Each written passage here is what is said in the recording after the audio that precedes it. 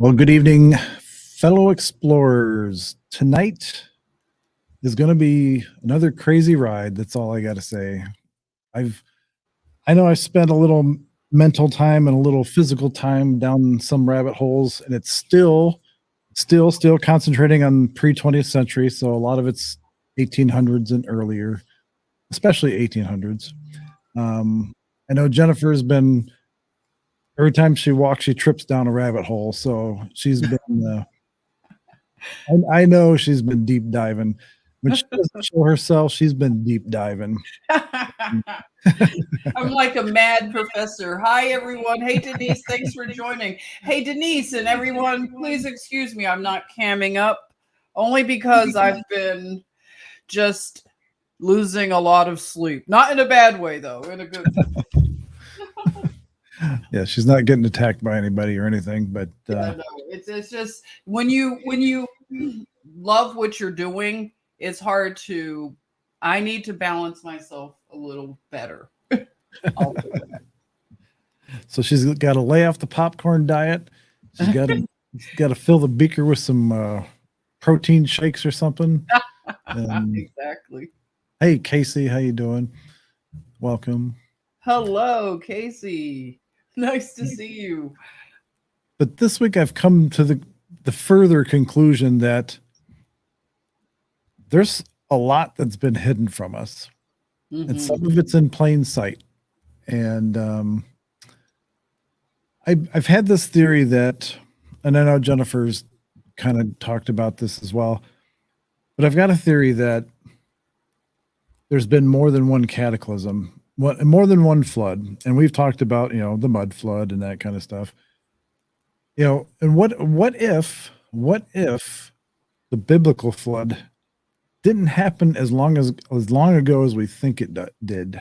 And but I believe there's more than one. And I recently, within the last couple of days, came across a couple things. My mind kind of goes down this: how do you hide history? If you want to get rid of history, how do you hide it? Well, one's natural disasters. Two, if the natural disaster doesn't do it, then you go out and destroy the buildings, and you go out and destroy the evidence yourself, or you pay some people to do it, or you threaten some people and make their families do it, or whatever. And I'm still on the Tartaria kick, so don't think that I'm ever giving that up, because I'm of the school that there's been at least 3 advanced civilizations since mankind has started. I'm not just saying civilizations or communities, or I'm talking advanced civilizations with transportation, like railways, whatever, writing, arithmetic, all the good stuff. And I keep getting validated. I keep running across videos, and thank God there's other people on this crazy journey, because I know Jennifer feels this too. Sometimes you run across things and you kind of feel vindicated, like you're not the only one thinking that. Whatever it happens to be, you're not the only one thinking it. Right. And if you are the only one thinking it, kudos to you, because then you've probably discovered something new. And I've discovered 3 things this week that I never, ever, ever, ever in my life heard of, let alone know anything about.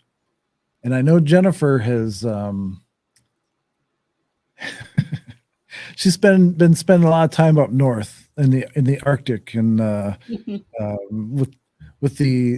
she's spending a lot of time with the people in some of these areas, the indigenous peoples. And I know she was talking before the show about spending a little time with the Easter Islanders, the indigenous people there. And so we'll probably have to do something on that at some point, because we kind of skimmed over Easter Island in the past. And I ran across a video yesterday too that linked Easter Island to something, but I don't remember because I was half asleep. I usually save the videos, like I'll put on watch later or something like that, so I can remember to watch it. But I remember seeing something about Easter Island. It might have been on Ancient Aliens or something like that, but it tied a bunch of things together, and a bunch of civilizations and a bunch of cultures.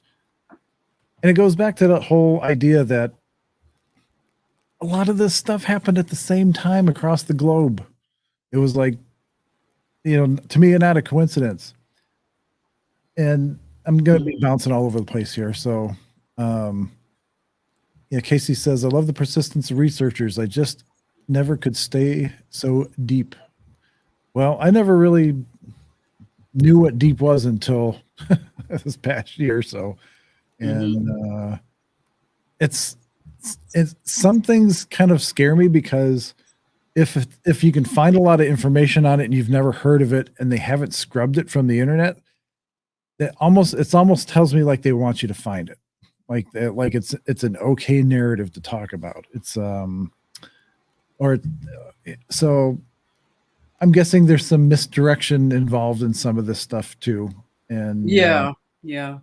So welcome, Jennifer. Jennifer, my sister. How are you? Hello, what's going on? you. What's new? Nice to see you. It's always so nice, and everybody in the chat.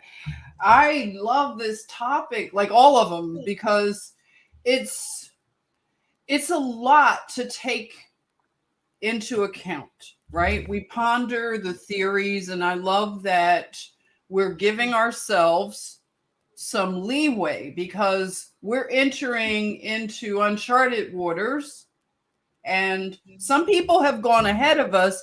But even those that have gone ahead of us into the Tartarian mud flood, going back to Genesis and Eden, they still don't have a haughtiness. Have you noticed that?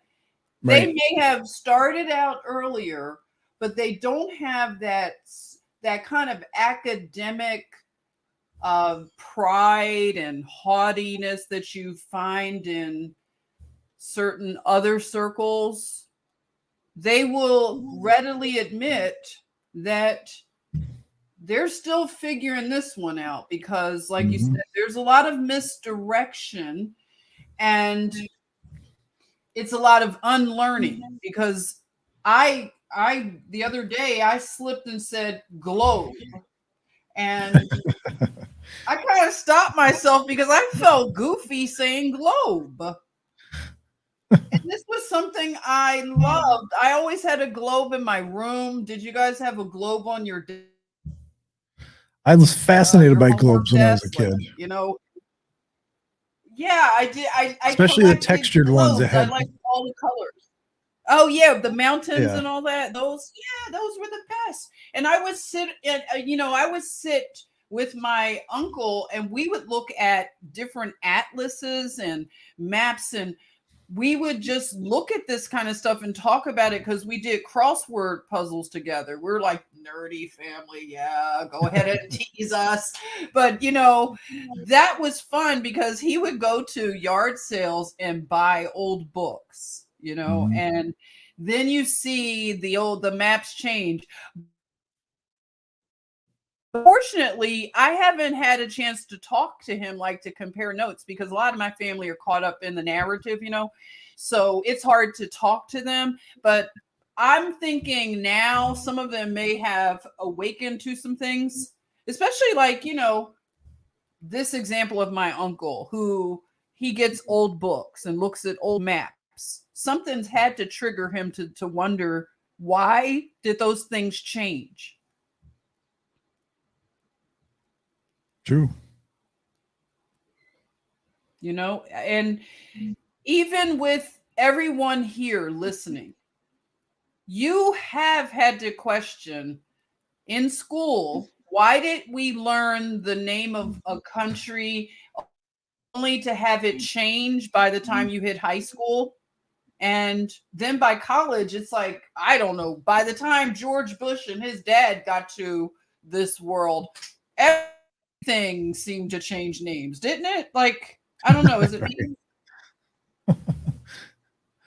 It got changed into their family name, the George W. Bush Library of blah blah blah, or this and or the Rockefeller Foundation of blah blah blah, or the whatever,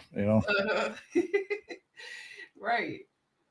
Screw General Lee and screw Abraham Lincoln and screw all the history figures in history, because we're going to try again with another reset. We're going to try again to erase what you think you know about history again, because people are starting to figure it out again.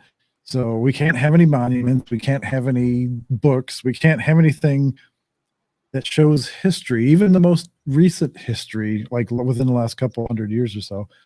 And the playbook's so thin, it's not even funny. So we're going to help uncover it. We're going to, we're going to flip the lid on this thing. And the interwebs never forgets. Just remember that. That's true. The interwebs. That's true. I mean, do you remember hearing this when you were, I don't know, younger at some point, that sound as a vibration, once it leaves your body, your mouth, you can't take it back. Like words or any, have you ever heard, we heard that, right? Once sound went out of your mouth, it would go, from what I was told and understood, it would go out into the universe, because I believed in an infinite universe, expanding universe. So those sound waves would go through the universe forever without end. So that lets you know, like, even in the Bible, it would bring to life that verse about how important it is to watch the things that we say. It's power in the tongue, like life and death is in the tongue. So it just lets you know how important words are. If God brought everything into existence by speaking, then it's a lot of power to it. So they're going to make sure, we stay in a trick bag, even with our language, because, people have said that the English language is the most spell-ridden language. You're just casting spells by speaking certain things, and that is disheartening, to say the least. You do what you can, but these rabbit holes become very deep. They really do. And like Casey said, it can be a little daunting. I know, Casey. Yes. Like for me, this is an opportune time in my life to become a researcher. Now, I would not have been able to do it at this level at another time, I used to do research. I would get deep into things, but it was at different intervals in life, but never this deep. This is a different deep. Yeah. When you were a kid, you got afraid of the deep end of the pool, but that really, you come to find out that really wasn't the deep end of the pool. You're in the deep end where the water's not clear. You can't see the bottom and you wonder what's underneath you. And when I was a kid, I was always, of course, Jaws made everybody afraid of the water, and when I was a kid, I was afraid to even go in the pool, let alone go in the lake or the ocean, and but yeah, these holes, I like to think that I'm a pretty rounded individual as far as the stuff that I know, but I'm just learning now that the stuff that I know is just scratching the surface of the stuff that I don't know. And every little rabbit hole comes, either intersects with other rabbit holes and brings something together, or it starts a new one. So I'm compiling a database of figures of individuals in the 1800s, late 1700s, late 1800s, early 1900s, that had some either influence on society that may or may not be known, had thoughts or had ideas about, like the ether, or business, like a tycoon-y kind of person, or a writer that wrote fantastic stories, or like fiction, well, theoretically fiction. I'm not even going to talk about Gulliver's Travels, because that was another rabbit hole I started going down. Like figures like Jules Verne, Mark Twain. You had, Nikola Tesla. You had Harry Houdini. You had the Smoky God dude that Jennifer was talking about previously. Willis. Yes. Willis. And so I just keep adding them to the list, and even architects, supposedly architects that were from that time, Right. and I'm trying to find out whether they actually had their plans realized. Like, were a lot of these buildings built that they designed, or did they take credit for something that was already there?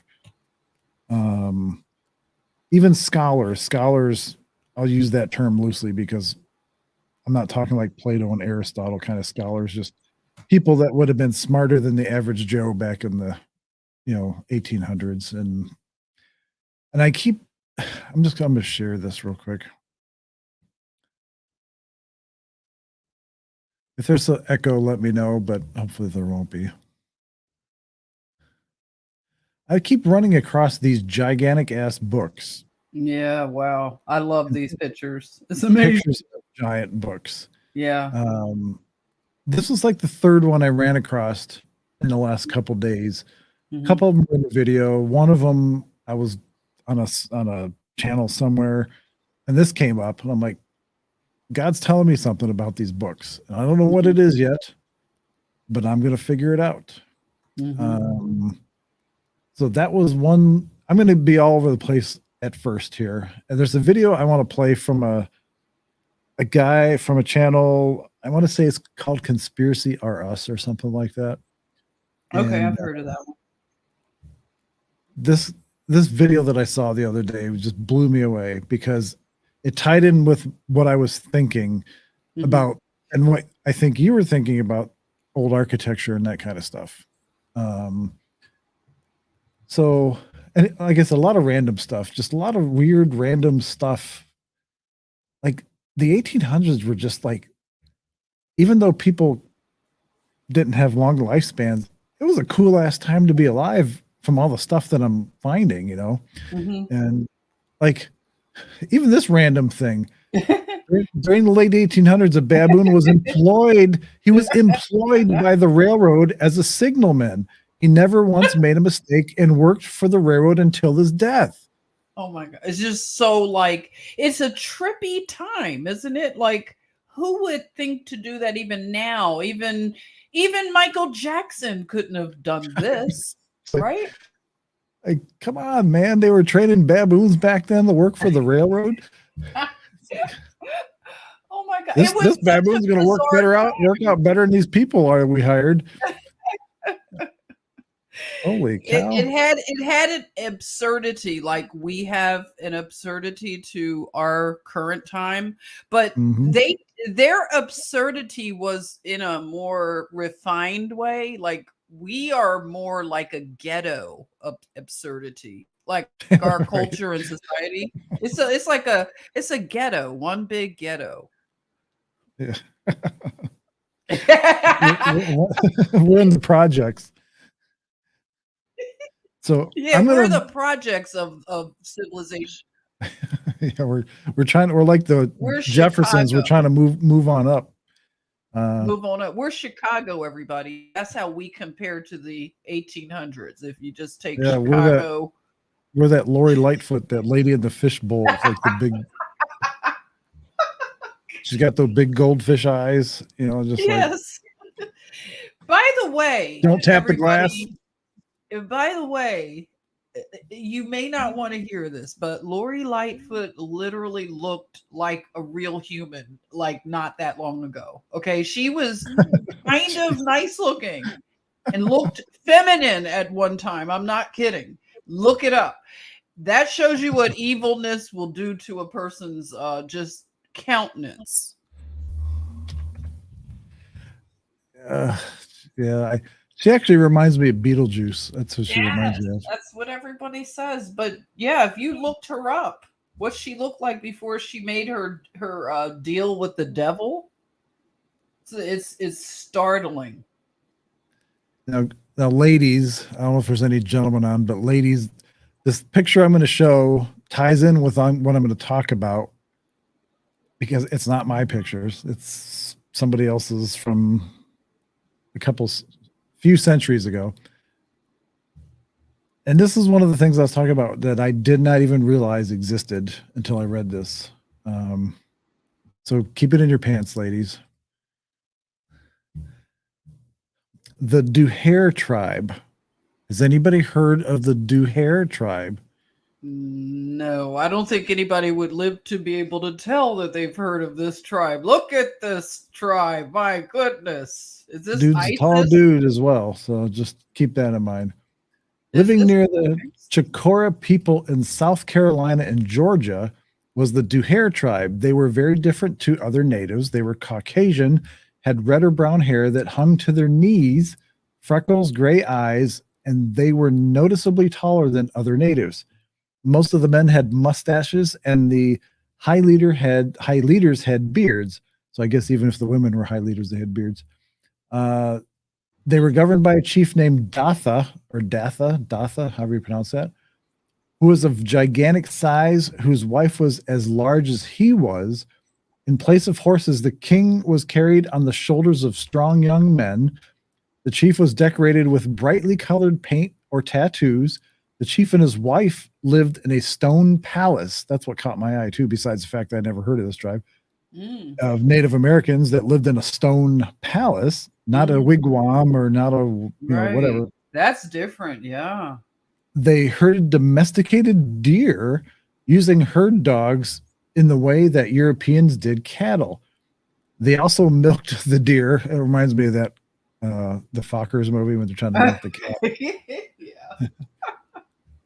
So they milked the deer and made cheese from the milk. They were first encountered in 1521 by Captain Francisco Gordillo, however you pronounce that, a Spanish explorer. Now, Wow. here is more on the Duhair tribe.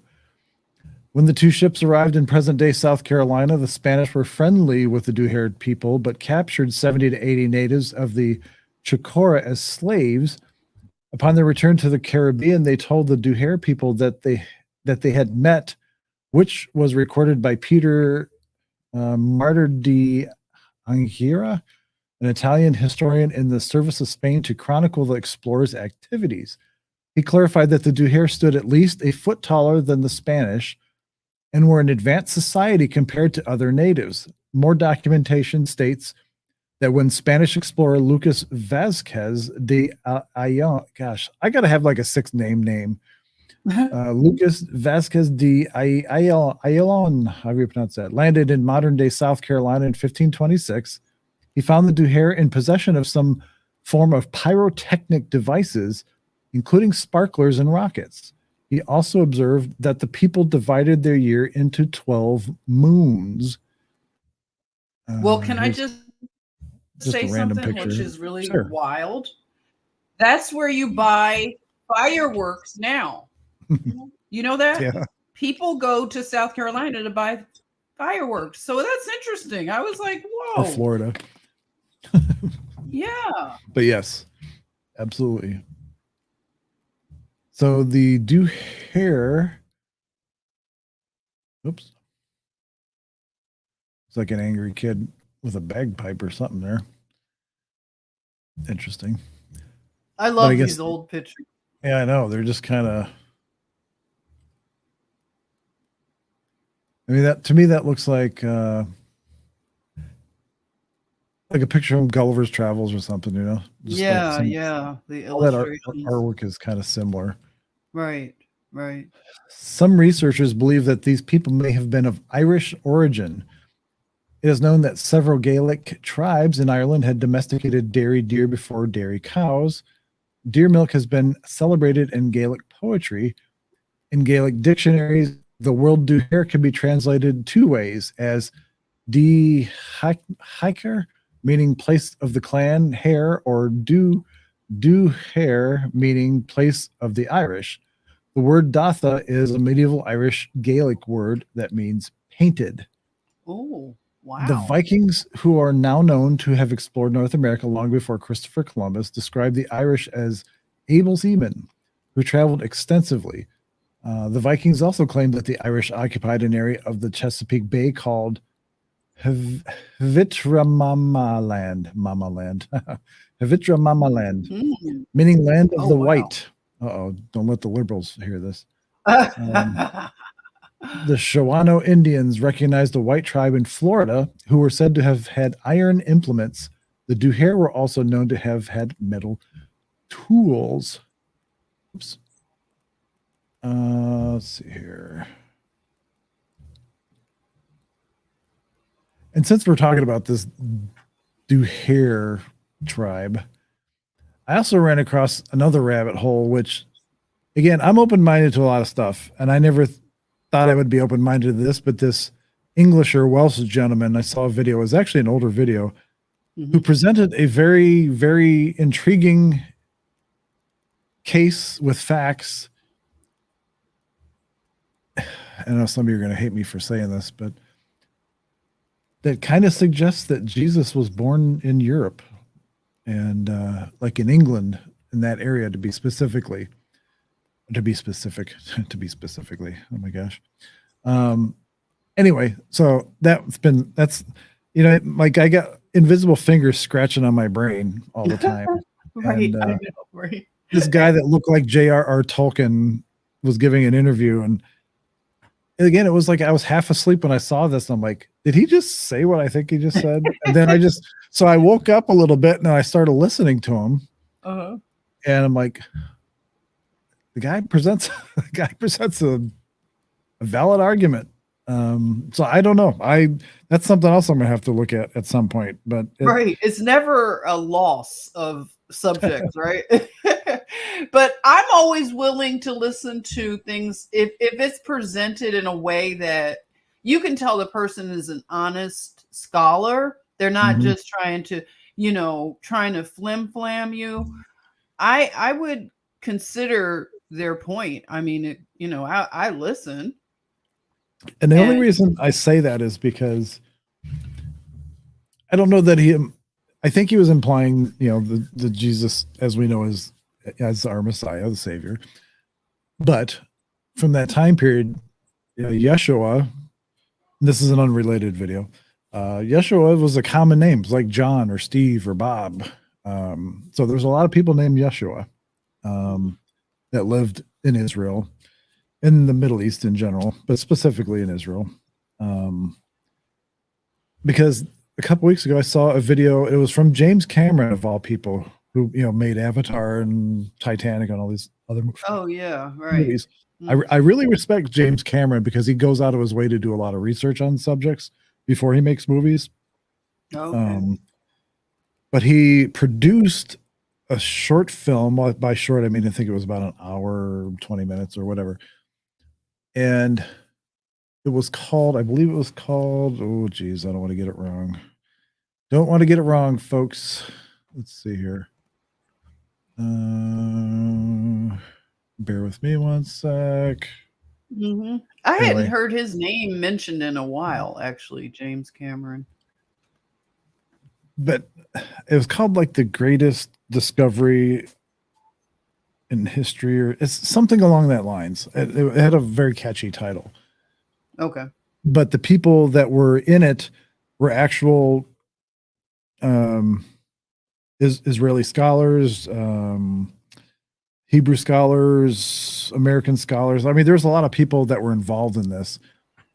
And I don't want to give it away if you haven't seen it, but the premise is in 1980, when they were excavating to build some apartments, they discovered some mausoleums, some tombs. And these 3 or 4 gentlemen and one lady believed that this was the tomb of Mary and Joseph, so Jesus's parents, their family.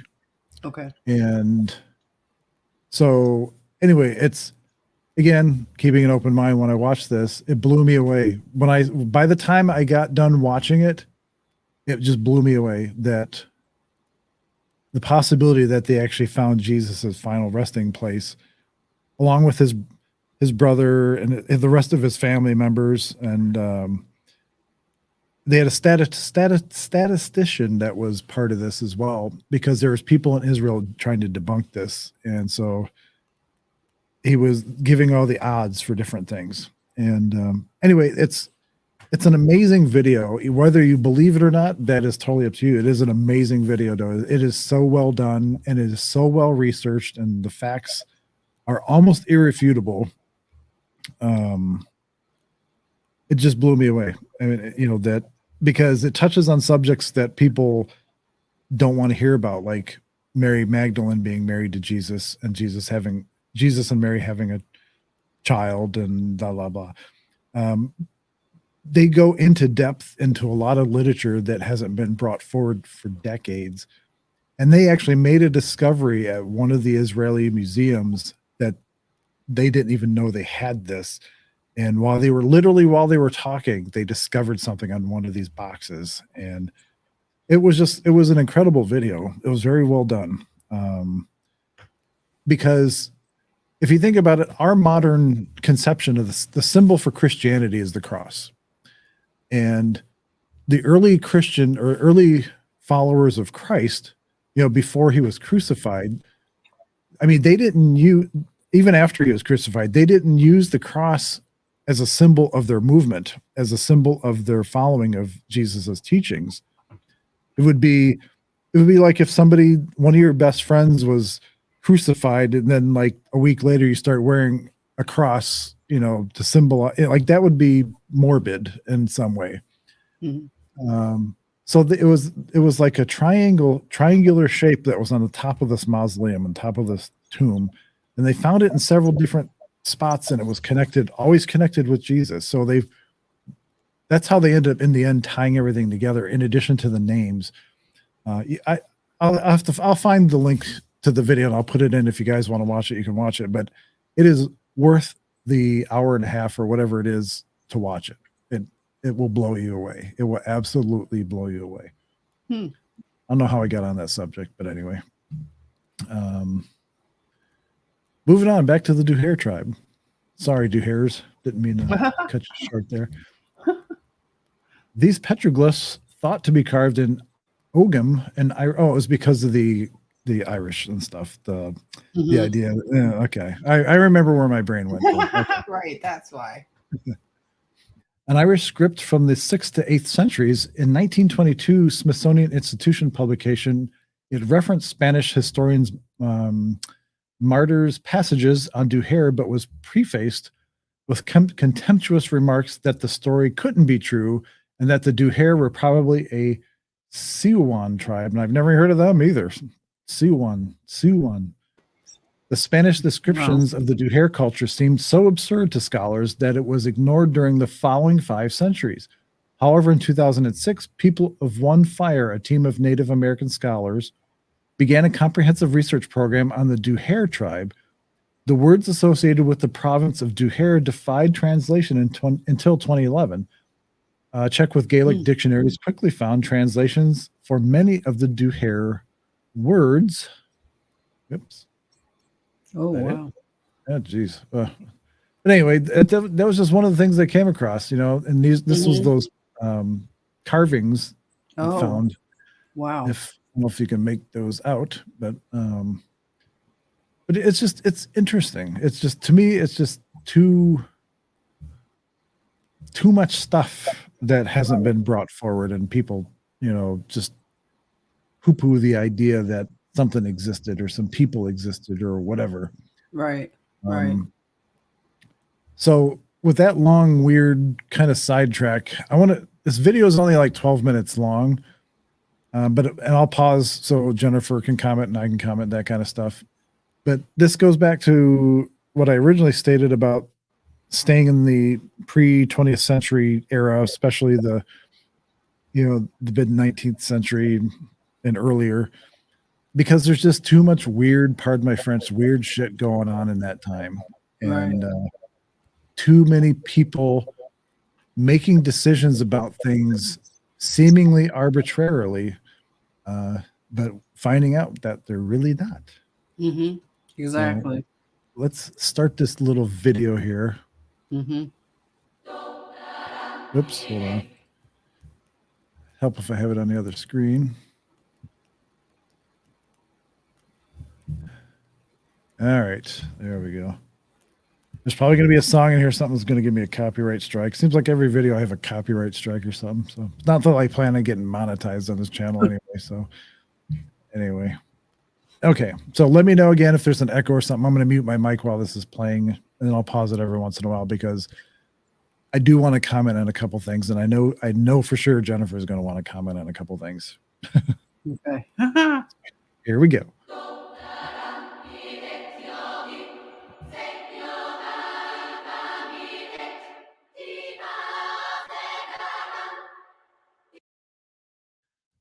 I know I'm pausing it already, but this ties in with what I was saying about destroying evidence. If you can't have a natural disaster, Right. destroying evidence. So Okay. this guy is going down the same rabbit hole, and I just happened across this video, and I'm so glad I did. Wow. Hello everybody and welcome back for another video. Today we're going to be talking about the demolition crew with a focus on San Francisco. Now when you start looking into San Francisco, there's a lot of interesting structures, including this place called Sutro Baths, which has been talked about by a lot of people, but it's just one of many. And when you start looking into San Francisco in the early 1850s, you see kind of what you would expect to see as far as development, you know, sparse populations, relatively simple structures. Jennifer has brought this fact up or this point up many times, and this will make sense in a few minutes here. Notice the sparsity of the dwellings in this image here from 1851. Things sort of line up. But as you move a little further into the timeline, for instance, 1866, this amusement park opened, and it was actually more than an amusement park. It was a conservatory, a museum, a zoo, had an aquarium, and all of this in 1866. And we're told there was another fire in San Francisco in 1851, another great fire that destroyed 3/4 of the city. So you're talking about people in this fledgling city that are just trying to make it, right? They're trying to survive. And 15 years after this great fire, where 3/4 of the city is destroyed, they're building this Moorishly inspired, amusement park slash museum slash everything else. It seems a little bit off, but you could definitely push back against that. But where I think things start to fall apart as far as the official narrative is concerned is when you start looking into things like this panorama that was taken in 1878 by Edward Maybridge, and I think it consists of 13 photographs, but there's just buildings, these structures as far as the eye can see, thousands upon thousands of structures, including a lot of beautiful churches with impressive spires, multi-storied structures. We're dealing with brick and stone structures as well. It's not just simple wooden. So we're talking from that sparse picture at 1851 to about 20 years later, buildings as far as the eye can see. What kind of workforce in a sparsely populated place like that could have suddenly popped up to populate all those old looking buildings? They don't even look new. Yeah. It's so mind boggling. And I know Jennifer follows the architecture, and that's why I wanted her to see this video, because it talks a lot about architecture. Yeah. Wow. This is deep. Structures. I mean, look at these churches and just all of these different buildings, thousands upon thousands. And again, 1851, 3/4 of the city's destroyed. And 27 years later, you have all of this. And again, I just find it questionable. And I think a lot of these structures were already in place. But again, that's just a view. That's my view. So I wanted to dig a bit deeper into some of these churches, and I came across this church called St. John's. And the interesting thing about this church is that it actually survives the earthquake. What destroys it is dynamite. It was people intentionally destroying buildings to create a fire break that would hopefully slow down the fire.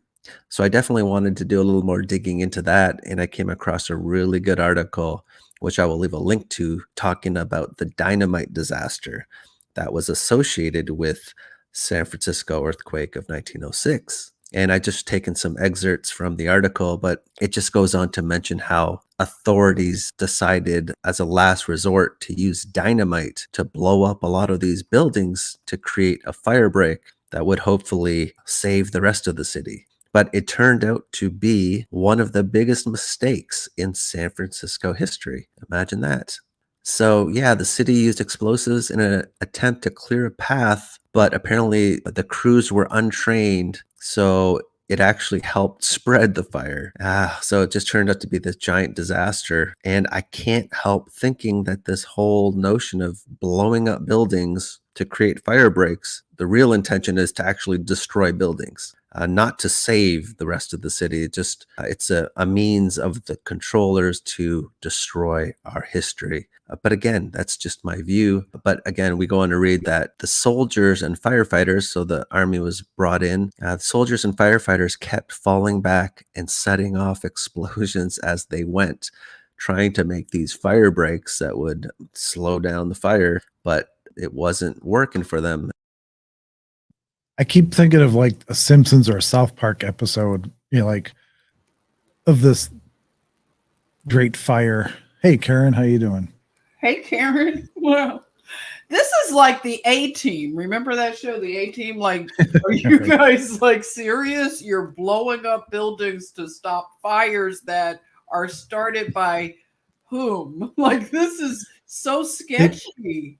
It gets even better. Oh my God, it just like snowballs. This guy really, whoever he is, he's done an amazing amount of research. Like even like the photos he gets and stuff are like amazing.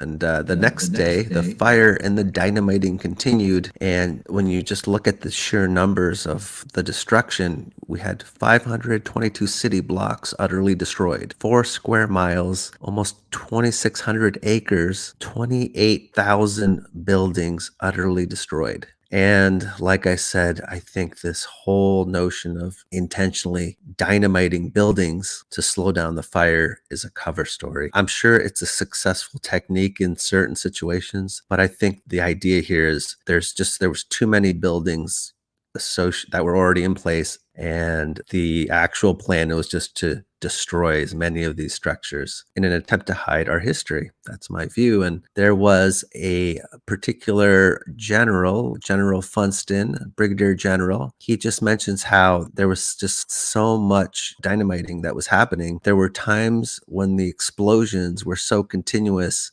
as to resemble a bombardment. So just the amount of dynamiting that was going on, it apparently resembled a bombardment. And that's interesting because the U.S. Navy was on site as well. And again, they were brought in as a humanitarian effort, right? And I have no doubt a lot of people were being, ferried away, but I believe there were a few destroyers in the complement of ships that was on site. Again, I can't say what really happened, but it's just something to note. Now, when I went looking for other great fires, you do come across this plan of dynamiting buildings to try and slow down these fires. And that goes for the Great Baltimore Fire of 1904, where the leveling of the buildings by dynamite was a desperate attempt to arrest or stop the spread of the fire. And again, Great Fire Baltimore, more than 1,500 buildings were completely leveled. So we're told, again, it's a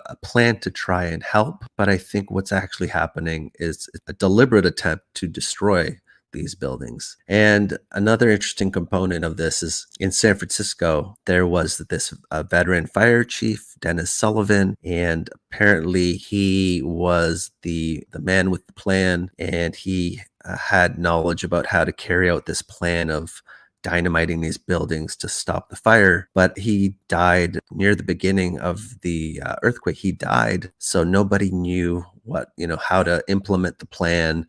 So firefighters and military personnel were just randomly blowing up buildings.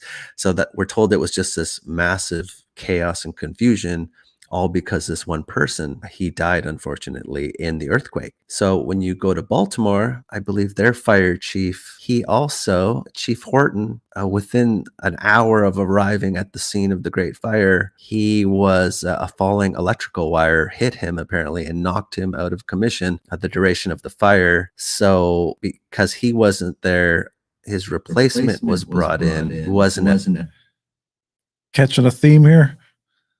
Yeah, it's yeah, rinse and repeat every city.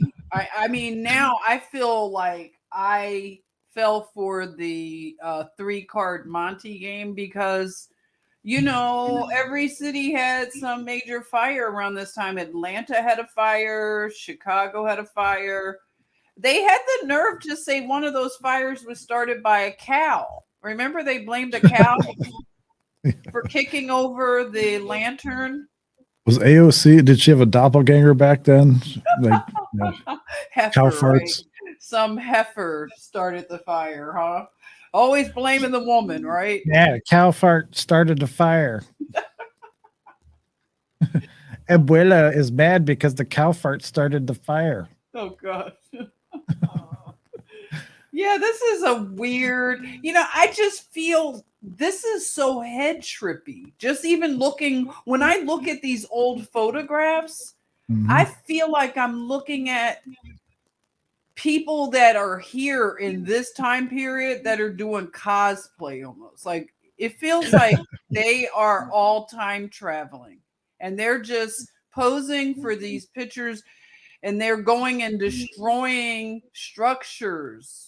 And it's weird. It's like a video game. I am like tripping. Oh, it gets better. Look at how they're posed for the picture. Yeah, I Who know. is bombing things and then stopping and posing? Can somebody just like go on a little rabbit like dance with me? Like, can you look at this picture and tell me it doesn't look like an Instagram picture?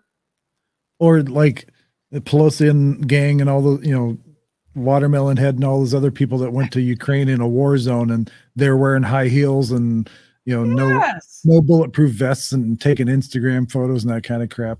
Exactly. What is don't you feel like you were slipped a mushroom, like a Alice in Wonderland mushroom? Because I'm sorry, these guys are posing. And so who is the photographer taking a picture? And didn't they have to wait a long time and stand in a position for a little longer than we did?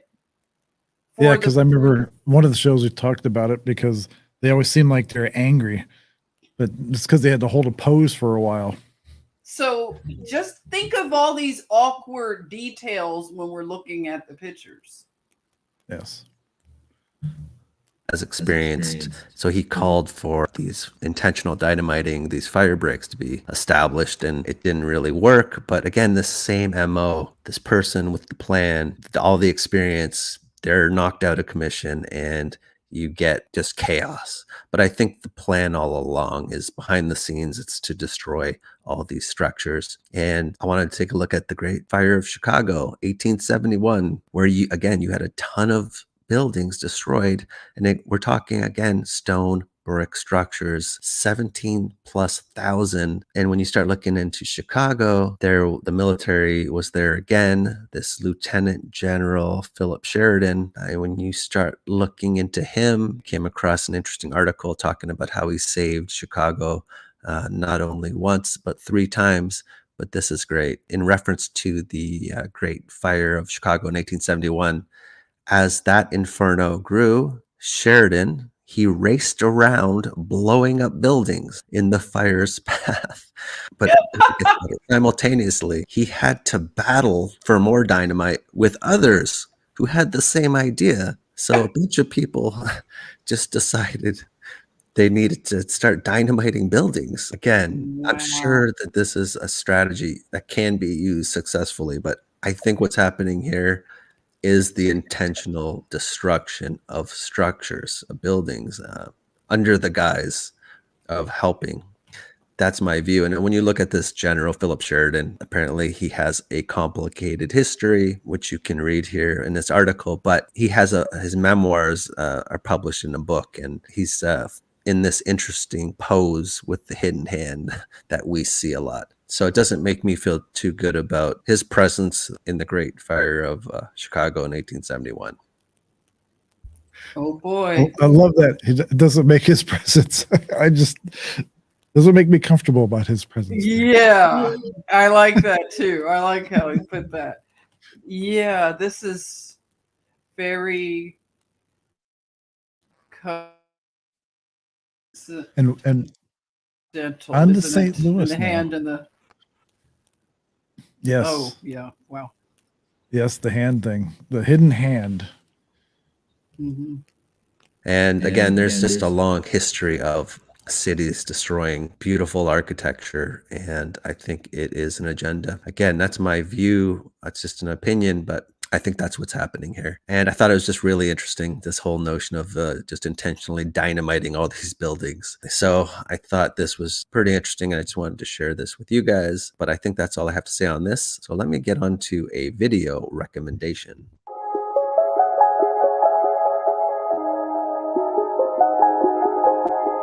Now, I saw this video a few years ago, and I just thought it was Only reason I'm letting this play is because you had talked about star forts before, and I've got some other stuff I want to tie into this afterwards.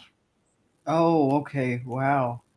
Yes, because you was a couple episodes ago you talked about a star fort. Was it in Florida somewhere? Yeah, or- in the Keys. Right, right. That's right. Mm-hmm. Wow. really good. And if you're someone who's interested in alternative history, then I think you'll probably like this video. And I believe it's only gotten a little over 5,500 views. So I think a lot of you would appreciate it. Now, I can't speak to the rest of the videos on this channel, but I would like to highlight this specific video.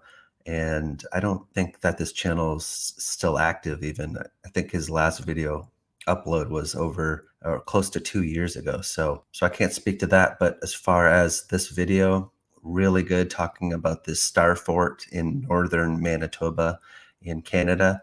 And it's just really interesting because I'm talking remote, far in the north of Manitoba. And this town in Manitoba where this star fort is called Churchill, and it's considered the polar bear capital of the world. So yeah, very remote. And in previous videos, I've touched upon how we might have had a different climate in our past. And a lot of structures that were being told are from the 1800s, 1700s, 1600s might indeed be significantly older than that. So this video touches on that, I believe, a little bit as well.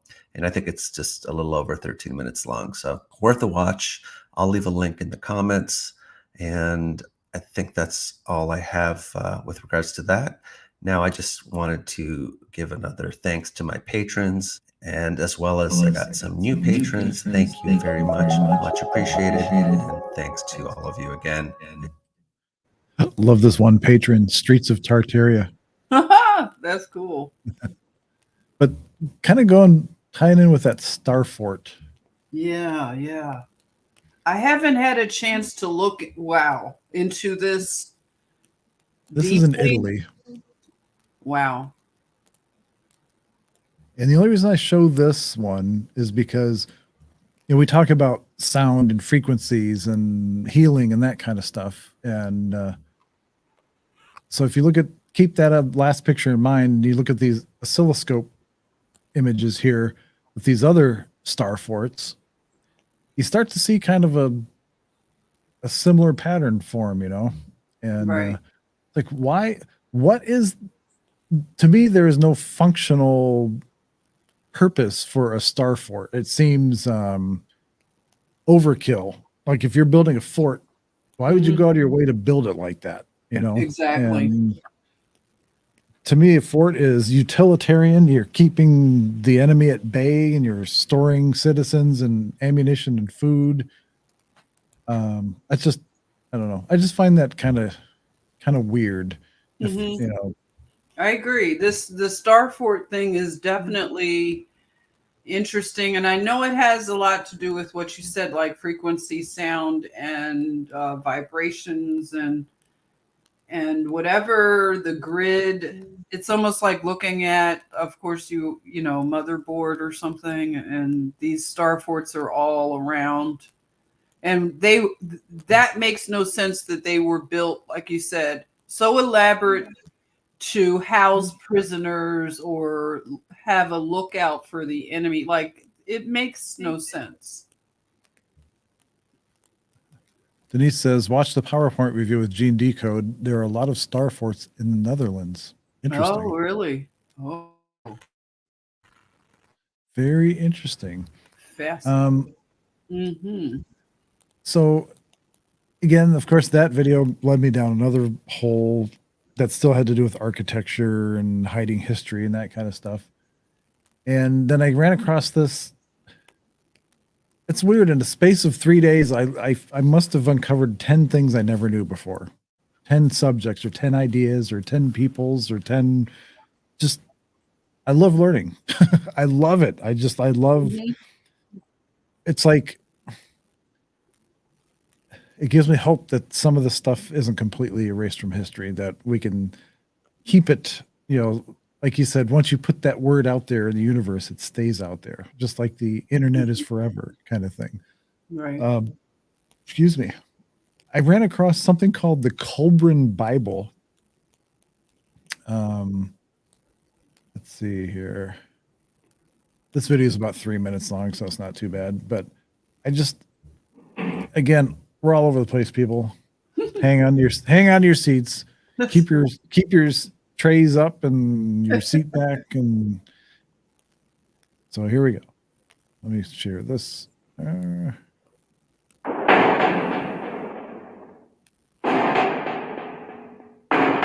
Nice ominous music there.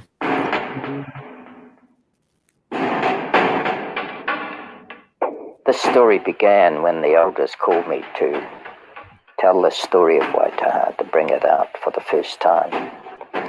They said it's a very See, there's your Easter Island thing. This is what I was talking about. Oh, yeah. Oh, boy.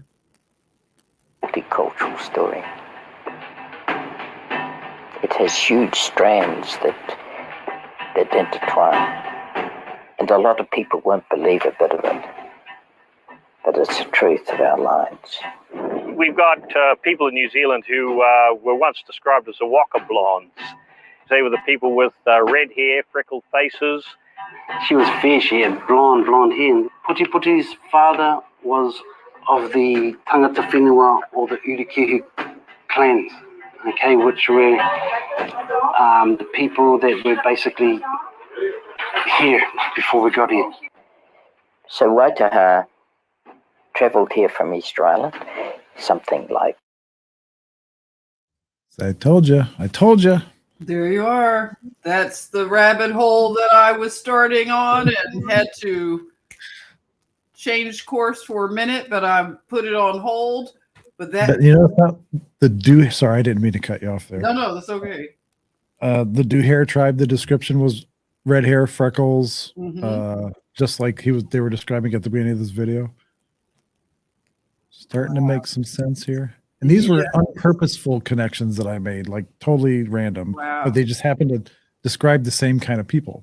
Yeah, that's deep. The Duhar, I hadn't heard of them connected to Easter Island. They were the ones I had to connect with. And tell me if you've heard of these. Hold it. I'm going to my notes here. They were called the not Pake. Hold up. Wow. The Rapa Nui. Yeah, Rapa Nui. Yes. What is he calling them? What did he just call them? Let's see here. Because I want to write this down. This is good.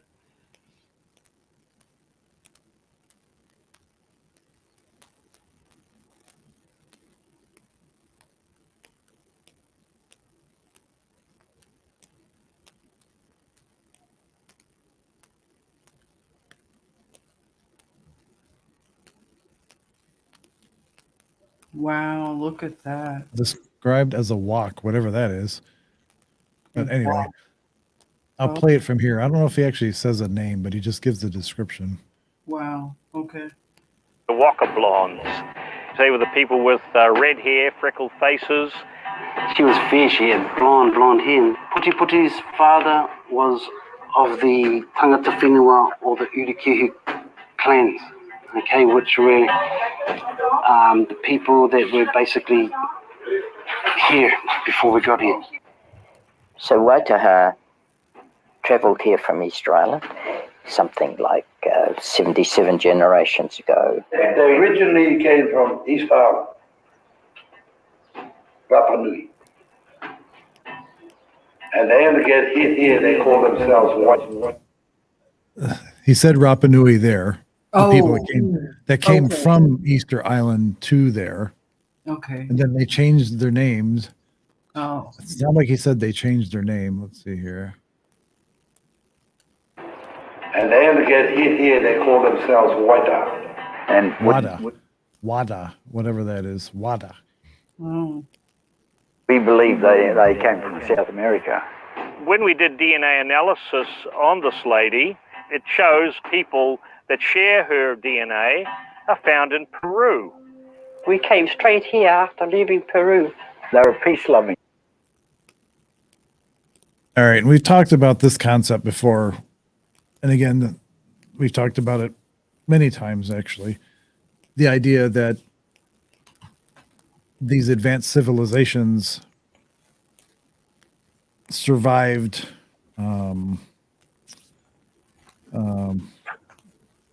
let's see,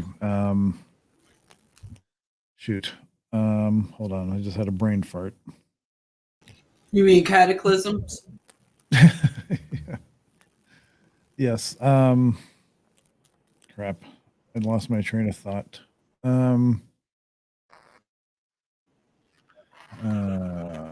The idea that like the Aztecs, the Incas, the Peruvians were able to get around this planet, whether it was flying by whatever it happened to be.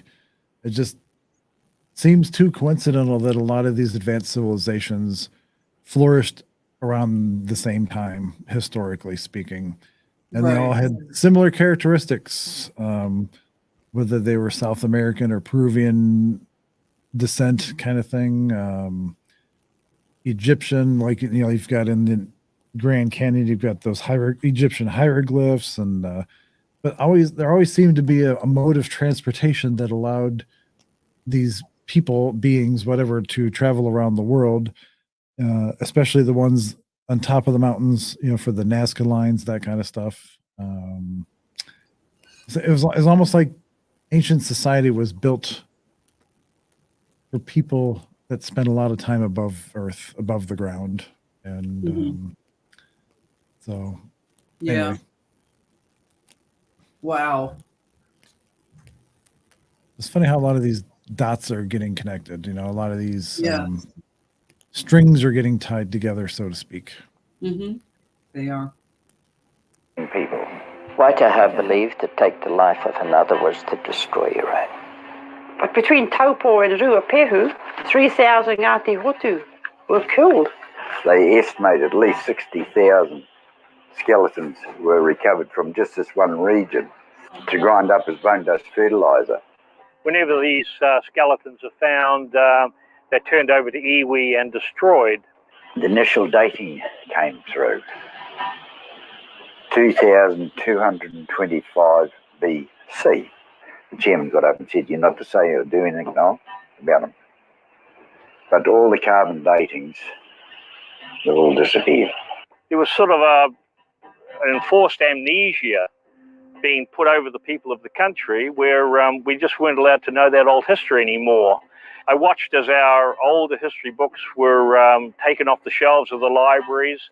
And mind you, all these books that have been written up of Ngāti Hotu, they all go to the fiction shelf today. But this is what is going on, you know, our institutions and the brainwashing is going on. They've rewritten New Zealand's history. They don't want anything pre-Maori or pre-Tasman to come out. It was easier to sweep us under the carpet.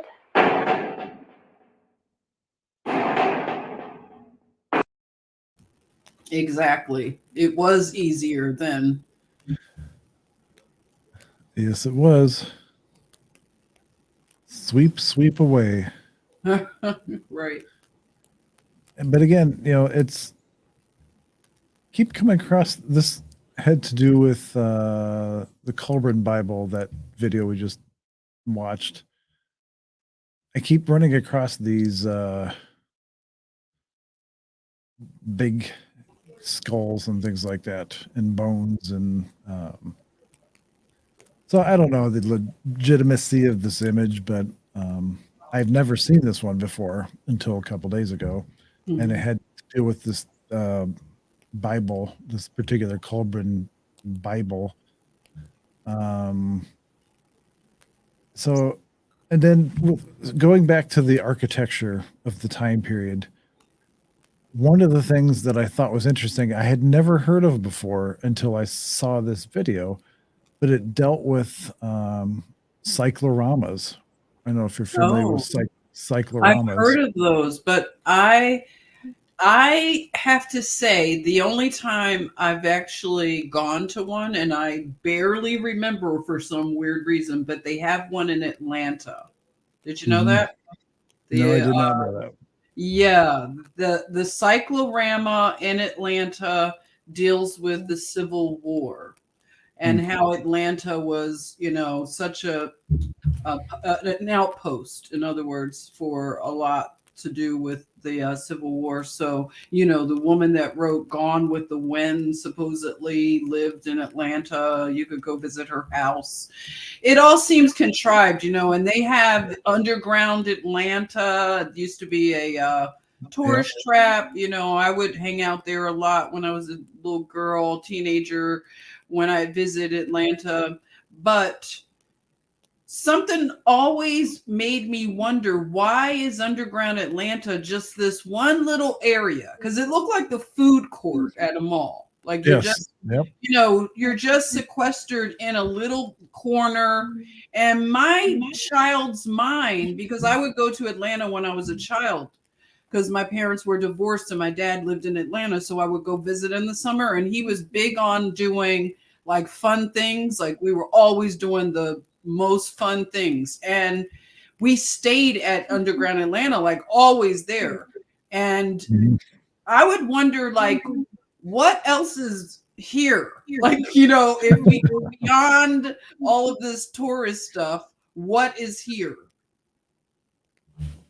Yeah, there seems to be a lot of places like that around the country that people don't question. The whole food court theme or idea, like the underground mall kind of concept. It's been years, but I've been to the underground Atlanta. It's been a long time though. I mean, I want to say like the late 90s or something like that. Okay. And I was at that age, I probably would have been mid to late 20s. And I probably would have been there for the food or the atmosphere of a mallish kind of Ferris Bueller-y kind of atmosphere, like where you're going around having ice cream or having corn dogs and whatever, giant pretzels and crap like that, and hanging out with your mall buddies. Yeah, it was fun. Yeah, it was fun. But there seemed to be, even in Cleveland, we had something like that. In Minneapolis, there was something like that too. There was literally like an underground city in downtown. Really? And you can get anywhere in downtown Minneapolis either through the skyways, which are the connections between all the buildings. You can literally walk from one building to another without going out in the weather. Oh, really? Oh, wow. Yep. Whether it was on one of those walkways, those covered walkways, or underground. Right. But it was a math. Like you could literally go anywhere in the city in the wintertime and not drive a car and still get to where you need to go. That's cool that it was still connected. Like, interesting that I'm bringing up Atlanta a lot, but Atlanta has skyways too, I guess, connecting some buildings, like in the downtown Atlanta area. A few of those high-rise office type buildings, they have what you just described, like skywalks connecting them on a high floor. You know, you go building to building. Like it looks like. Did anybody have a habit trail? I never had a habit trail, but my friends had habit trails for their hamsters. But it kind of looks like a habit trail. You didn't have a habit trail, John? I had one. That was a while ago. Anybody else? I was always the one to try to get all the extra tubes and crap like that and build like a Hot Wheels race car track out of these tubes for the gerbils, you know. And but after they started stinking and stuff like that, my mom made me get rid of them. So oh no. Yeah, my mom wouldn't like let me have rodents or anything, but I always had a cat. Like always had cats. So because it was easy, you know, my parents were divorced, so you know, we lived in an apartment, my mom and I, back in Philly, so cats were just easier. Like we always had one cat, you know. yes. Yeah, I was allergic to some cats really bad, and then other cats don't bother me at all. But maybe it's how clean their skin is or something. Yeah. I don't know. But yeah. anyway. I've like outgrown my allergies to cats. I used to be terribly allergic, but yeah, me too. Yeah. Cats don't bother me anymore. Unless like petting the cat or something and I rub my eye or something, whatever. Then, right. Yeah, definitely. Well, even with that, I'm doing better with the eye. I know I've rubbed hair in my eye, and you know, recently, and nothing happens. But I'll tell you one animal. Oh boy, we're going off track. One animal that will have me like just needing Benadryl is a horse for some reason. Horses, when I come in contact with their, you know, hair, right? It's hair for them, right? It's something about it. I just start having like if I touch my face, it'll swell. I don't know what it is, but I love horses. It wouldn't stop me from, I go horseback ride, and I just have to be careful not to touch my face or anything. Yep. Same way. Denise said you had habits. That's funny. Yeah, you need a habit trail or something. Oh, you didn't have a habit trail. Wow, that's a blast from the past, right?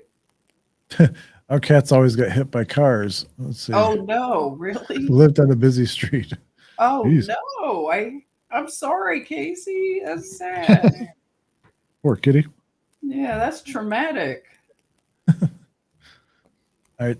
I'm going to play another video that's about 12 minutes long, and it has to do with architecture and cycloramas. If you've never seen or heard of a cyclorama, this video will put you in touch with some things that may or may not blow your mind. We'll see. But I'm glad you're covering this because I want to know what the deal is with cycloramas. This is going to be good. Thank you.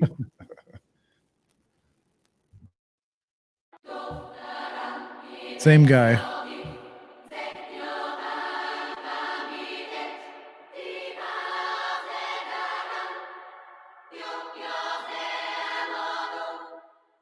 Hello everybody and welcome back for another video. Today we're going to be talking about cycloramas, the virtual reality of the 19th century.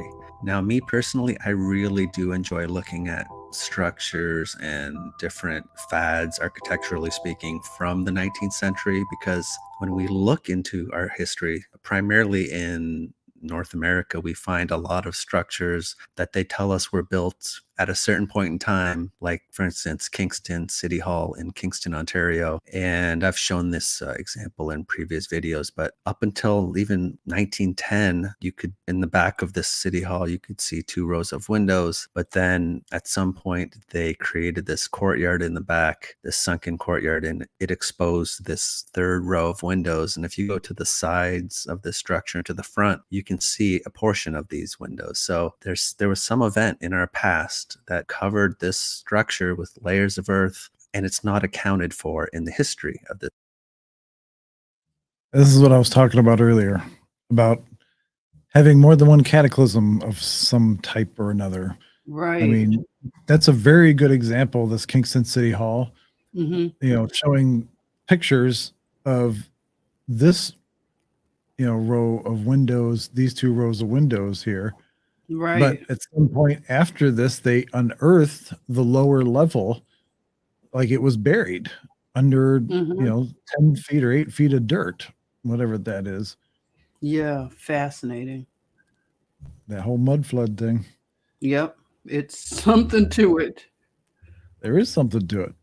Yeah. Stuff like this, you know, and not just talking about it, but showing images and showing the differences between one time and another, and Mhm. so I like this guy. He brings the sauce, so to Yes, speak. he really does. I like it too. He's got a nice style. Structure, and we find like portions of cities with buried levels. Sometimes they have explanations, they being the mainstream, but sometimes they don't have any explanation in the case of Leavenworth, Kansas.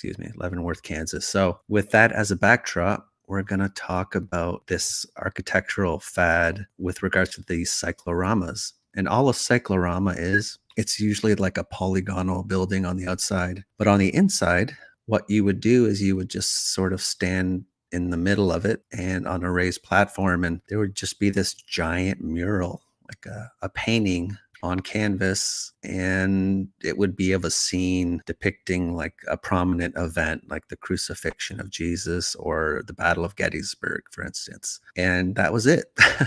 That's what they tell us anyway. So I started looking, and I think there's still there was 17 of these still around up until 2019. So I don't know what the current count is. So I started looking into these cycloramas, and I think Chicago, there was 3 of these permanent cyclorama buildings in downtown Chicago. Pretty impressive looking just on the outside, but I really didn't question their function at this point. I was just kind of going over some of these structures, and primarily these were located in Europe, North America, and also Australia. And this was one that was in Australia, and this particular image is from 1928. So they were this phenomena of these structures. They could be found in several different countries on several continents. So I was looking into these cycloramas, and I came across this particular one that's in Belgium, and it's sitting right next to this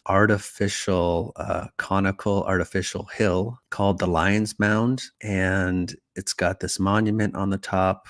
And I think this is all supposed to be in reference to the Battle of Waterloo. But in addition to this monument and this conical hill, you have this cyclorama, and it's got some arches on it. And also what I noticed is that there were train tracks running right next to it. And why that's of interest to me is because there's another structure that looks very similar to these, and it's associated with railways. And I'm going to get into that in a second. But I started noticing some of these cycloramas right next to train stations and railroads. So this is just another image of this particular cyclorama. It would have been back here somewhere. And here's that Lion's Mound. But I came across another one by Quebec City, this town. There's this basilica here, and there was a cyclorama here. And also this was a train. I think this railway still exists, but the train station, I think, is gone. So I found an older photo, and here's that basilica.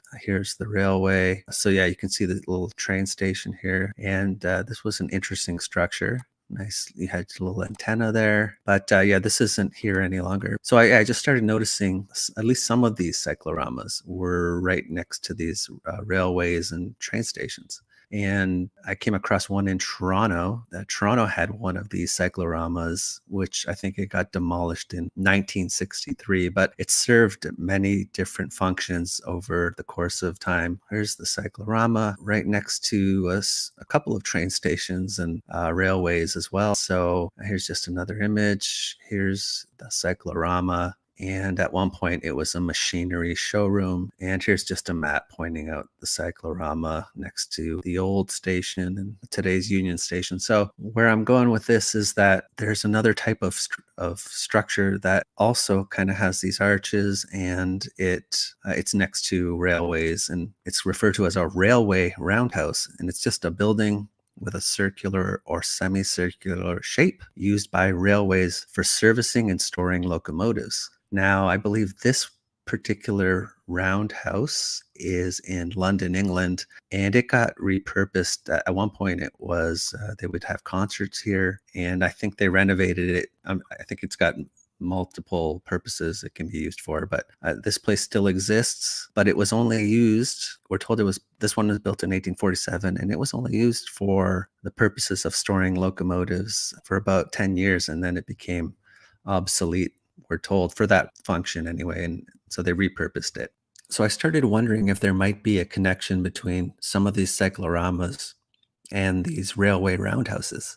Because when I started looking into these roundhouses, I found that a lot of them, their lifespans were short-lived. And there's this high-speed railway line that's under construction in the UK, referred to as the HS2. And during the construction of this railway line, they're finding all sorts of things that are buried, including they found a buried roundhouse. Now, they didn't have any photographs of this roundhouse, which we're told was built in 1837.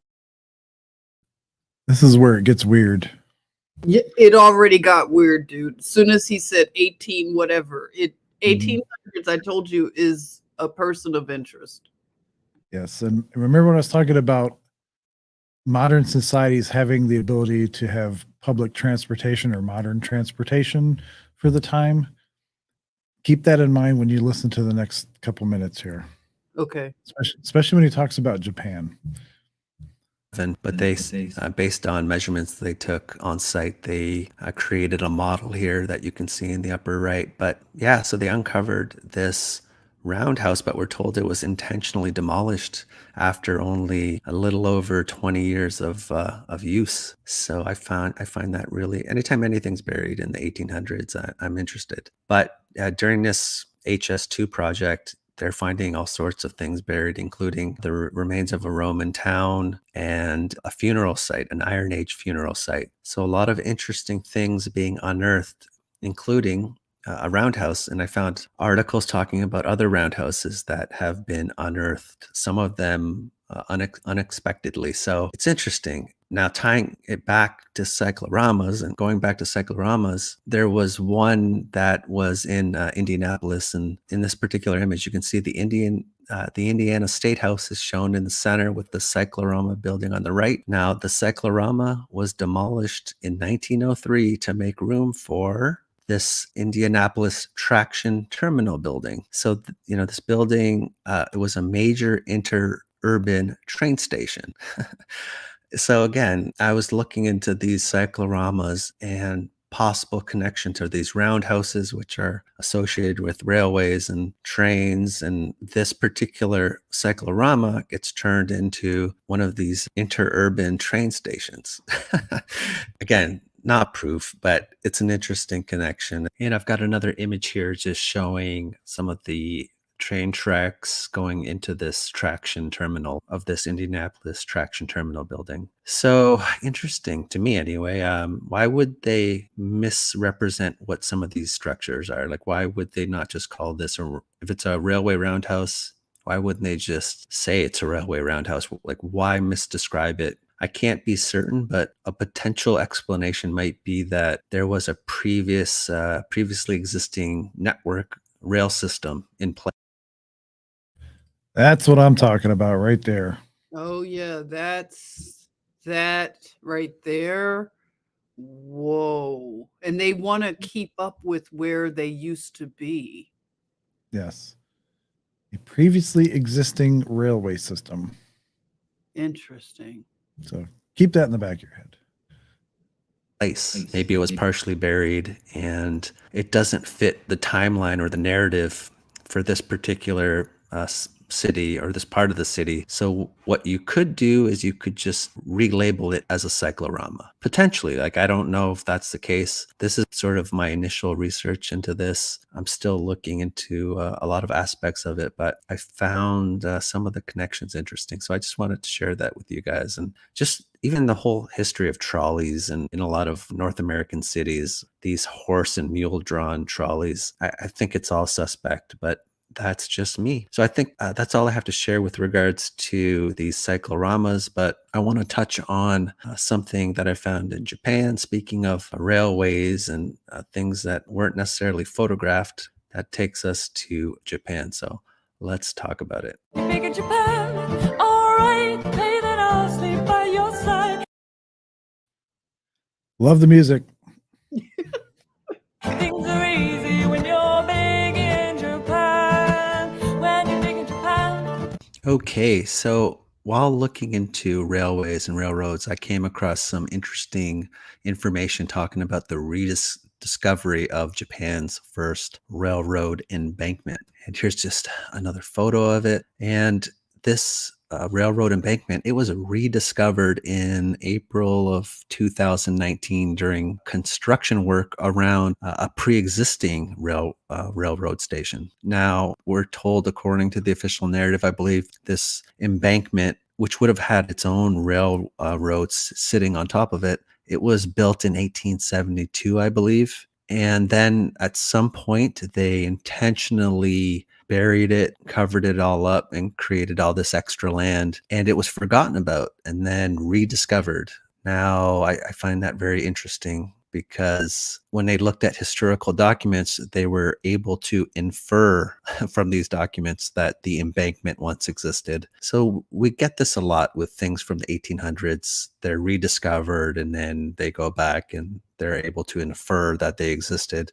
And it very well, the narrative that they're presenting, that they intentionally buried this railway embankment, it could be the case, but I find it questionable. And their railway system, their railway network was pretty much all established during this the Meiji era, this roughly 45-year period of modernization, westernization. Now, what's interesting too is, like, when you start looking at the rapid development of their railway systems, you start looking at the photos and you don't actually come across photos. You come across these colored prints, these wood block prints. So there was this process where they would apply color to these wood blocks, and they were cut in such a way to cast an image onto a print. And so you would apply color to the block, and then you would apply the print to the colored block,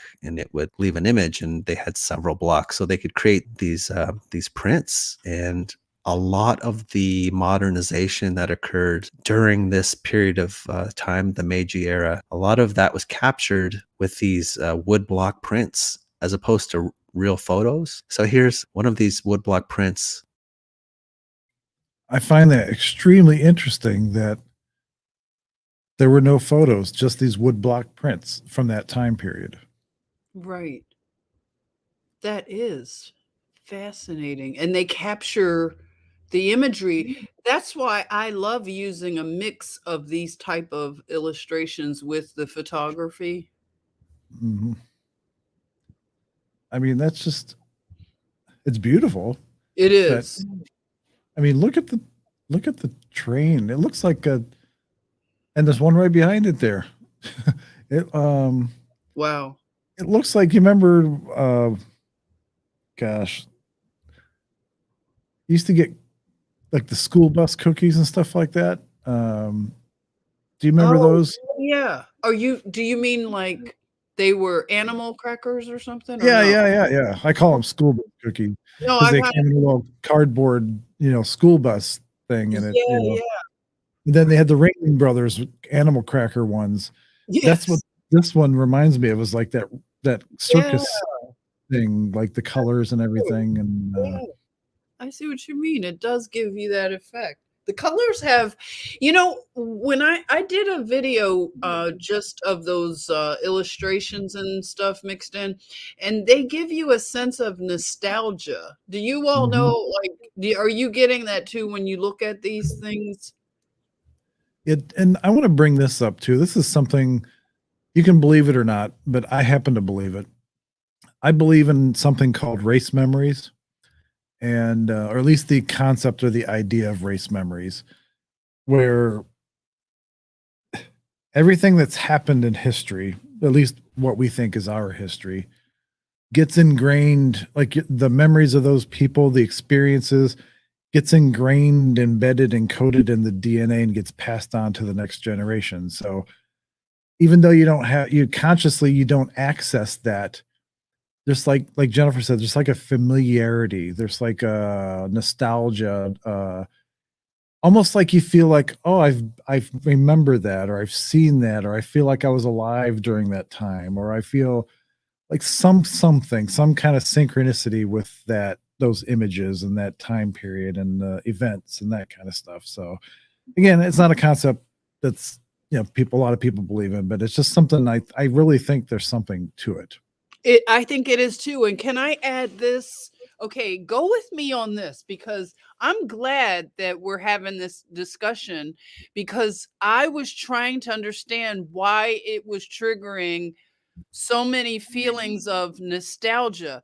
It wasn't the nostalgia that I have experienced where I get sad. It doesn't cause me to feel like any sadness. That's what's interesting about this type of nostalgia. But can you all go with me on this? When you're looking at this picture right here and you see the canal with the boats, the various boats, don't you feel that Disney has captured this type of nostalgia? Because all of their rides, when you think about it, you enter a little boat and you go through canals, and they have reenacted like a lot of various like places around the world where like Yes. you ride on Small World. You're like, I used to go to Disney like when I was really young. My dad was like really into Disney. Now I'm starting to wonder what the heck. And because I'm like an only child and my dad was a big kid. So it's like he loved going to Disney World. So we would just go all the time. And I remember just how in awe I was at riding these boats into these various like lands, and this gives me that feeling. It's something about Yeah. childhood. You want to ride these gondola type of things, and and when you rode little trains like this, remember you'd go to like a little, I don't know, amusement park, and they'd ride, and these kind of things seem like they were created based on, now I see they were based on probably like, I don't know, what do you know what I'm saying? I don't even know what Well, I'm saying. yeah, it reminds me of like Epcot Center, where you'd get on this boat and it'd be like in a canal like this, and you'd go into the Maya, whatever, the Inca, whatever, and there'd be a volcano going in the background, and so you kept going through all these different lands, and like you had the different areas of the world, like you had the United States, you had like the Inca, the South America, and all the other whatever. But yeah, I absolutely same way. It was like even at Cedar Point here in Ohio, when I was a kid, they had a couple rides that were like that, where you'd go into this building, like the line would eventually go into this funhouse looking building, and you'd get into these little cars, and then you go through these like saloon doors almost, and it'd be dark, and you'd hear, whatever music and laughter and all these weird creepy sounds and stuff, and they'd Right. take you like on a pirate adventure or something like Right. um, Funny. same idea. Yeah, But like the Pirates of the Caribbean, where you're like, oh, ho, ho, a pirate's life for me. Right. And they're drinking yes, rum and partying out in the forest, right? yes. And Casey says it good here, or good. Jesus is good, familiar. It says it well. I don't get feelings either, just familiarity. Yeah, I get that all the time too. When I'm looking at stuff, it's like it seems like, yes, that makes sense. Like it's familiar. Like, yes, that's like a light bulb goes off. Right. And I'm like so this glad. image here. This I'm is glad that that you all confirmed this, because I was thinking, am I tripping? But I've just been feeling this weird sense of nostalgia looking at these images Mhm. for a while now, since I've been like studying this mud flood stuff. When I look at a lot of these, especially it's the illustrations for me. How about for you all? Is it more one image? What's it like for you? Do you feel that when you see the photographs or the illustrations? both. I mean, I Okay. just like the accoutrements or the trappings of each generation or each time period. But now that we're kind of delving into this stuff that's kind of been hidden or purposely misled away from, and especially the bombings of the buildings, the blowing up the buildings, and that kind of stuff. Wow. It really makes it, it's like a sense of loss sometimes. Yeah, Like, it is. Like, that makes me sad that they destroyed the stuff, because they did it all over the world. I mean, I saw pictures of other places around the world that they had these weird things happening, just deliberate destruction of these beautiful structures, and then they would have these dumb reasons. Like the reasons are so stupid. They don't make any sense. Like they almost seem like they're not trying to really lie well, you know? Because it sounds like, when I was saying, like, if a kid's lying and they go, well, what had happened was, I didn't do it, but, this bear came and took my homework, and I tried to tell the bear no, and then it took my peas that you told me to eat, and it's like, okay, you're not even trying to lie here. Mhm. Because they call the buildings facades. That to me Right. is just so absurd that they go out of their way to talk about a building being a facade. That's weird. Yes. Yep. And again, the whole idea of existing railways or existing, ways to travel, like this is that embankment that he was talking about just a minute ago that was uncovered. And That's amazing. so if you can't find a picture of it, you can find a woodblock print of it. And it's And look at just this thing down here. It's got like some kind of tarp over the top. Looks like this fabric is stretched and anchored here, but it looks like it's got some kind of big fin on the back Yeah, or it does. something on there. That's That's the kind of kind weird of looking. stuff. Yeah, that's very imaginative. Like they mix in fantasy kind of vessels mixed in with like what you would see today if And then you were. you That's got like a rowboat over here. You got like 1, 2, 3, 4, 5, 6, 7, 8 or 9 rows of people with this rowboat here with the oars in the water. Yeah. And then that one looks like a little dinner ship cruise, right? You see that one where it looks like the tourist thing, like they're going and eating a steak dinner. Yeah, this almost looks like Venice, Italy here. Like, even though it's in Japan, it kind of has that same look, Right. and this I don't know. It's weird. It's just interesting. Shouldn't say weird.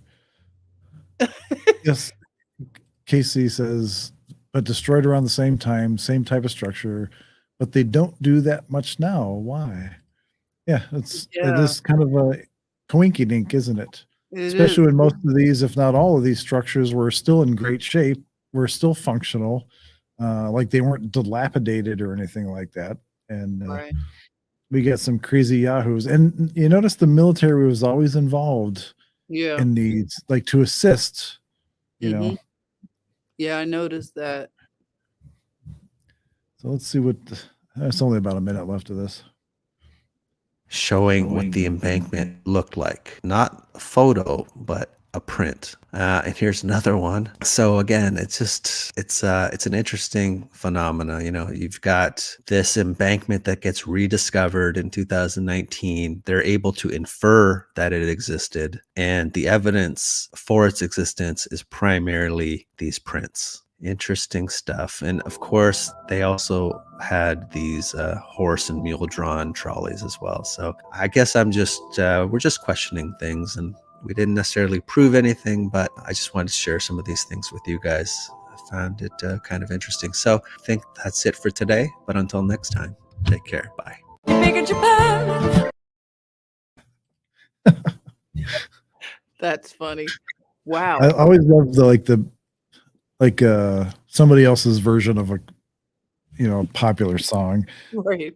from the 80s, like Made in Japan, if anybody's ever heard that song. Well, That was a good song. what are you thinking about the cyclorama? Like, he said it's a form of virtual reality. I'd love to know what everyone thinks. Like, that's really Because technically, a real cyclorama is like what he said. You basically put like a scene that goes like 360 all the way around. So you go into the middle of this building, and then this whole scene, you look around. You look around, and it's like putting yourself in a time period, in a scene, like you said, the crucifixion of Jesus, or one of the battles of the Civil War, or some kind of event, but you're immersed in it because you're in the middle, and they've got like dummies and stuff like that set up, or paintings of people, and on the outer wall has the canvas where you're painting like the landscape all the way around in 360. Kind of like you would go to like an observatory or like a planetarium or something, where Yeah. you've got I love those. where you've got an image that goes around the entire building, and you're in the middle. Yeah. It seems like they wanted to really affect our senses, like to keep us maybe in a thought pattern. Do you think that's what it is? Like a reconditioning, like almost like what they do to Kanye West, like when he starts talking out, it's like, oh, you got to go to the cyclorama, Kanye.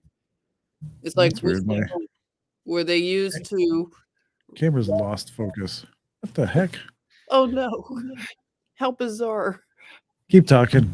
Okay, I'm just saying, like, does it seem like that might be what it was, like re-education? Like if somebody were waking up from the Matrix, they had the cycloramas kind of there? I'm wondering. What do you IMAX, Denise? Yeah, IMAX. I always wondered about IMAX when I remember it was first out and it was such a big deal, and I'm just wondering like what they're doing with our perception. And now we have the goggles and the metaverse. Yeah. I wonder if it was just their form of entertainment, like the theater. You just go to this diorama and they'd change them out every once in a while to a different thing, or you'd go see what that one is, and almost like the drive-in movie or something, except it's stationary. You just kind of, it would be interesting to know what was inside of these or cycloramas, like if they were specific, like each one, what specifically was used in there, like what events or what, whatever. It would be interesting to know what they actually did with them. Mhm. Because that wasn't made clear. I don't think he was looking for that aspect of it, though. The idea, though, the connection with the, most of them being near railway stations and tracks and stuff like that, was kind of interesting, because in all these same areas is where you have, the discovery of old cycloramas, or old buildings that look like cycloramas, but where the train houses or the whatever, Right. and it's just interesting that like building on top of something and then building on top of something, and just to hide it. Right. Yeah, because then- they knew it wasn't nothing is done by accident with this group. They knew, and this aspect of resets and cataclysms, that's very fascinating to think of what you opened up with, John, saying that the Noah's flood may not be as far in the past as we might think, but some other floods or whatever cataclysms have happened, and it seems like it's a mix of supernatural and possibly some technology that man used for nefarious reasons. Like, what's the deal? What are you thinking? Uh, it's hard to tie some of this stuff together because just when you think you got a line on it or a bead on it, something else shows up and I'm like, oh man, now this makes sense. Like this other idea makes sense, or Right. I it's hard to say. It's hard to say what the fact that every time people get wise to what's going on, they do a reset or they try to attempt something, like Right. hide history. Just when you think it's like, Yeah. and the one thing that I have to say is like a lot of the images that I see from the age of Tartaria and like pre 20th century, a lot of the photographs, like when there was actual the ability to take photographs, you have these magnificent structures and lots of them, but like nobody's on the streets in the pictures. You might have one person on the street, Right. in a seemingly, you would think it would be like a bustling area with teeming with people, Mhm. especially with the amount of people that it would require to have made the city function. Even on a weekend and you don't even have to be in a big city. You can go to any city downtown. There's always people walking around. There's people bustling about doing whatever. So even back then, even though the population was smaller and a little sparser, these were population areas where people would come together because that's where all your services were. Like you would be able to get your food and you'd be able to get employed, or so there would be a population around these cities with these magnificent buildings. But almost in every one of the photos I've seen recently, especially with the Tartarian architecture or the mud flood type of stuff, there's hardly anybody in any of the pictures on these streets. Right. It's almost like there was a cataclysm recently and the society's picking up the pieces. Like these people are moving back into these cities, like they're finding them again and they're Exactly. reoccupying them. Yes, that's what it does feel like. And the 1800s seems to be the time when it happened for the last reset. The 1800s almost seems like it's like they say the world is all a stage. It's almost as if the stage curtains closed and then opened up and then people showed up. It's like it was nobody on the stage. They closed the curtains, opened it back up, and they bring different characters out, to Right. say, like, it's like, okay, this is your role. It's like there's someone that is one of the sisters, Tina. She's in the Chatmosphere a lot, and she says that, like, it's like these various people that you were just mentioning in the beginning, like they're all tied to something, like they're an architect or they're a this or whatever. It's like someone handed them a script and said, you are an architect and you are a this, you're an explorer, you're a this. And they just set about to reset everything, where they were going to gobble up the whole game, monopolize everything, like the game of Monopoly. They were going to buy up the world, Casino Royale, and they had an advantage because they know the playbook. They have the playbooks. And when the other people get out of the insane asylums, they would have, like, given them no land rights and all of this stuff. And then it turns into human slavery. You they- will own nothing and be happy. Yeah, they want to keep it going. So it appears that they don't get another chance for another reset. So we're at the point where they can't reset the game anymore. They're trying. They're trying like yeah, crazy. Yeah, they're trying. But this time around, they won't get the outcome that they've been getting. Nope. That's the thing. I mean, they're going to do some stuff. They already have the New World Order set up. I mean, come on, Klaus Schwab. He was just giving us a late, like, postscript. Like, we've already done it, everybody. We're just telling you now. Yeah. And that's with modern technology. That's the thing people should notice, that these people, the architects of this, and always have been, but since modern technology allows you to see this in real time, they don't hide it. They come right out and tell you.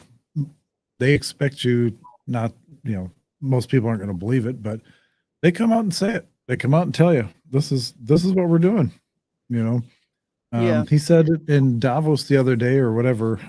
Was it yesterday? But because they're having their, their little thing, they're gathering again. And he came right out and said, we are creating the future. We meeting him and his little group of whatever you want to call them.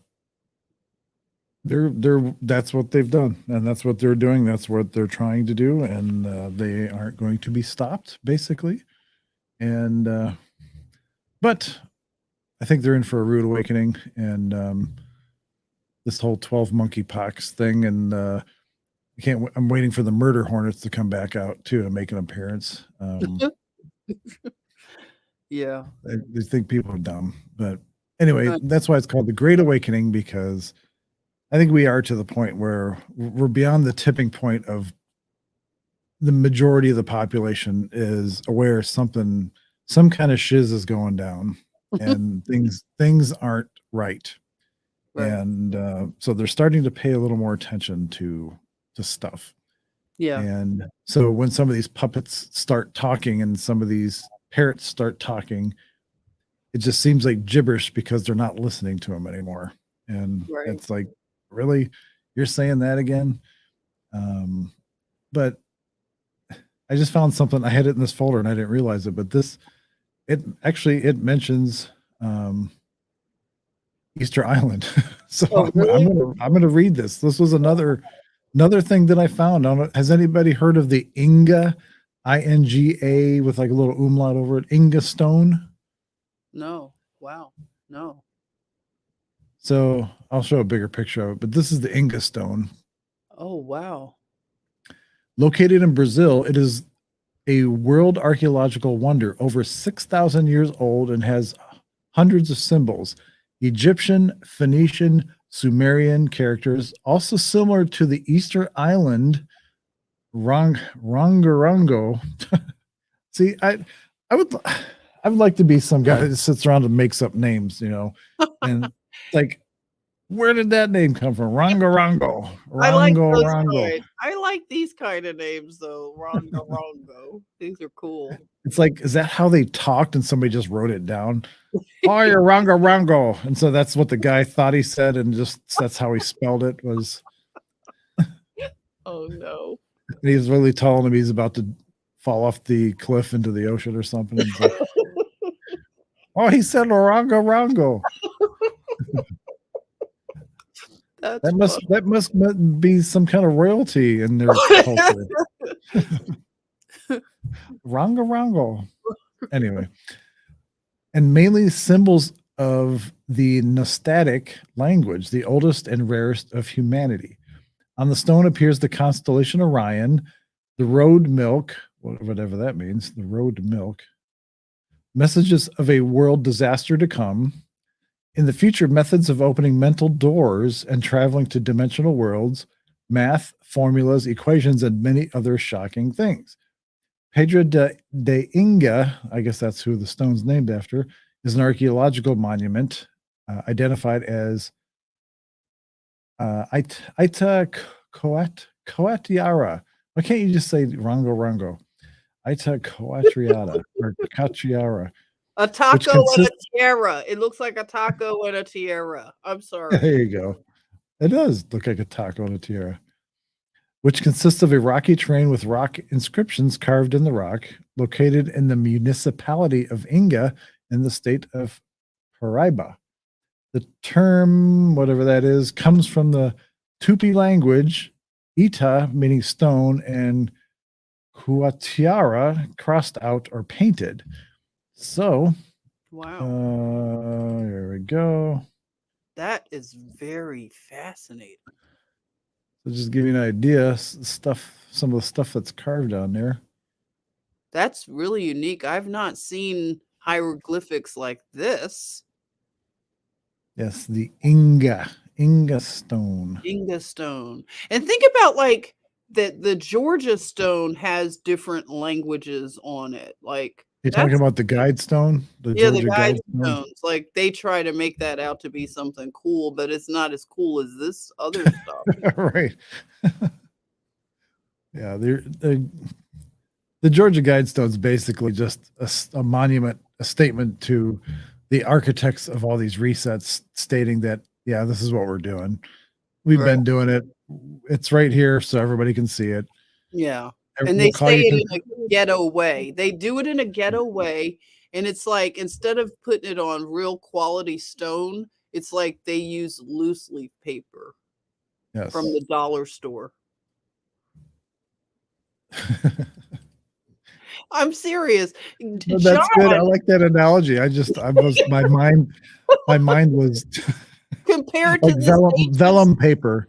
Yeah, compared to this ancient stuff, that's what it looks like to me. And it's like, I mean, I called the lady that lives in the town of the Georgia Guidestones, and I just wanted to know what it was like because I had this imaginative thing like you drive by in this small town and you see these ominous stones that look like, like a big skyscraper. Yes. And she was like, no, it's just like about 3 feet tall. I was like, what? Did you know that? She says like I knew it was small. I didn't realize it was that small. No, I'm exaggerating, but that's what it was. It's like, are you serious, lady? I'm thinking you can see this stuff from anywhere in the town. It's just in the sky. No. Back to this. This is the most profound. That's a good statement for a lot of things there. Oh, because that's how I feel sometimes. No, I swear. Wait a minute. What is Denise saying about the Guidestones? What? Let's see here. You saw this today? Candace I saw Taylor. today that Candace Taylor said if she becomes the Georgia governor, she is taking down the Guidestones. Interesting. Oh, I've heard of her. Candace. Well, we know what's his name's not going to get reelected because you got the Trump supported one. Oh, geez, now I can't remember his name. But Candace Taylor and anybody but that dude.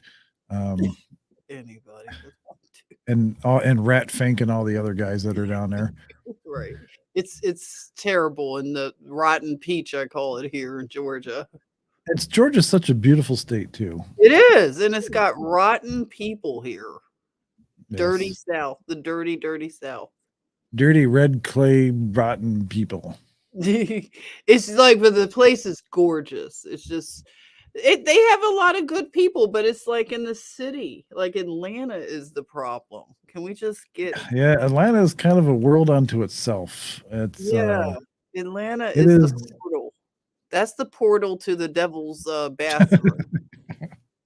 You go straight to the I hated going to Atlanta. I lived in Roswell for a while, and which is just north of Atlanta.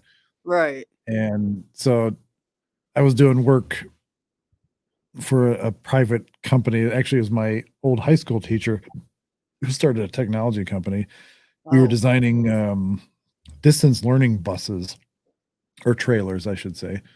And so we had to go to the IBM tower quite a bit. And I Oh, hated getting on the loop. yeah. And it's like speaking of gerbils, it was like a perpetual, like, Yeah, I 285. had to plan on 2 hours, even though I lived, half an hour away. I had to plan on 2 hours to get there. And it was just sucked. It It sucked bad. It's even worse now. Like, I don't ever like desire to go there. It's just so ick. There's speaking of ick, or I want to go back to Tartaria again. I know I keep going to this whole thing, but I came across this today as well. Before the show, I was just like doing something, and I came across this because I always thought about, like, after I started hearing or thinking that Tartaria was a thing and was the possibility of being a thing, I started, my mind always, I was like Will Ferrell. My mind is like making up these words like tartar, it's like, and there's tartar sauce and tartar and, that kind of thing. And Right. tater, like a Southern tater. Yeah. And then this thing shows up on this channel that I follow. Taters, Tatars, taters themselves wrote their name as whatever this is. It's like it's Turkish. Tater is usually used to refer to the people, but tartar has since come to refer to derived terms such as tartar sauce, steak tartare, and the tartar missile. All Turkic, is that how you pronounce that? Turkic? Yeah. That sounds People living within the Russian Empire were named Tater as a Russian exonym. And so then, that's the same thing. Hold on. That's fascinating. Then that led me to this. Bridesmaids preparing a bride for meeting a groom by covering her red cloth. Days of Crimean Tartar cultu. So Crimea came up in context with tartar or tater. Here it is here. And this is from the same channel. It's that Tartarian channel. I was looking into Tartarian wedding ceremonies, and if there was any, came across this Crimean Tartar wedding ceremony I had never heard of before.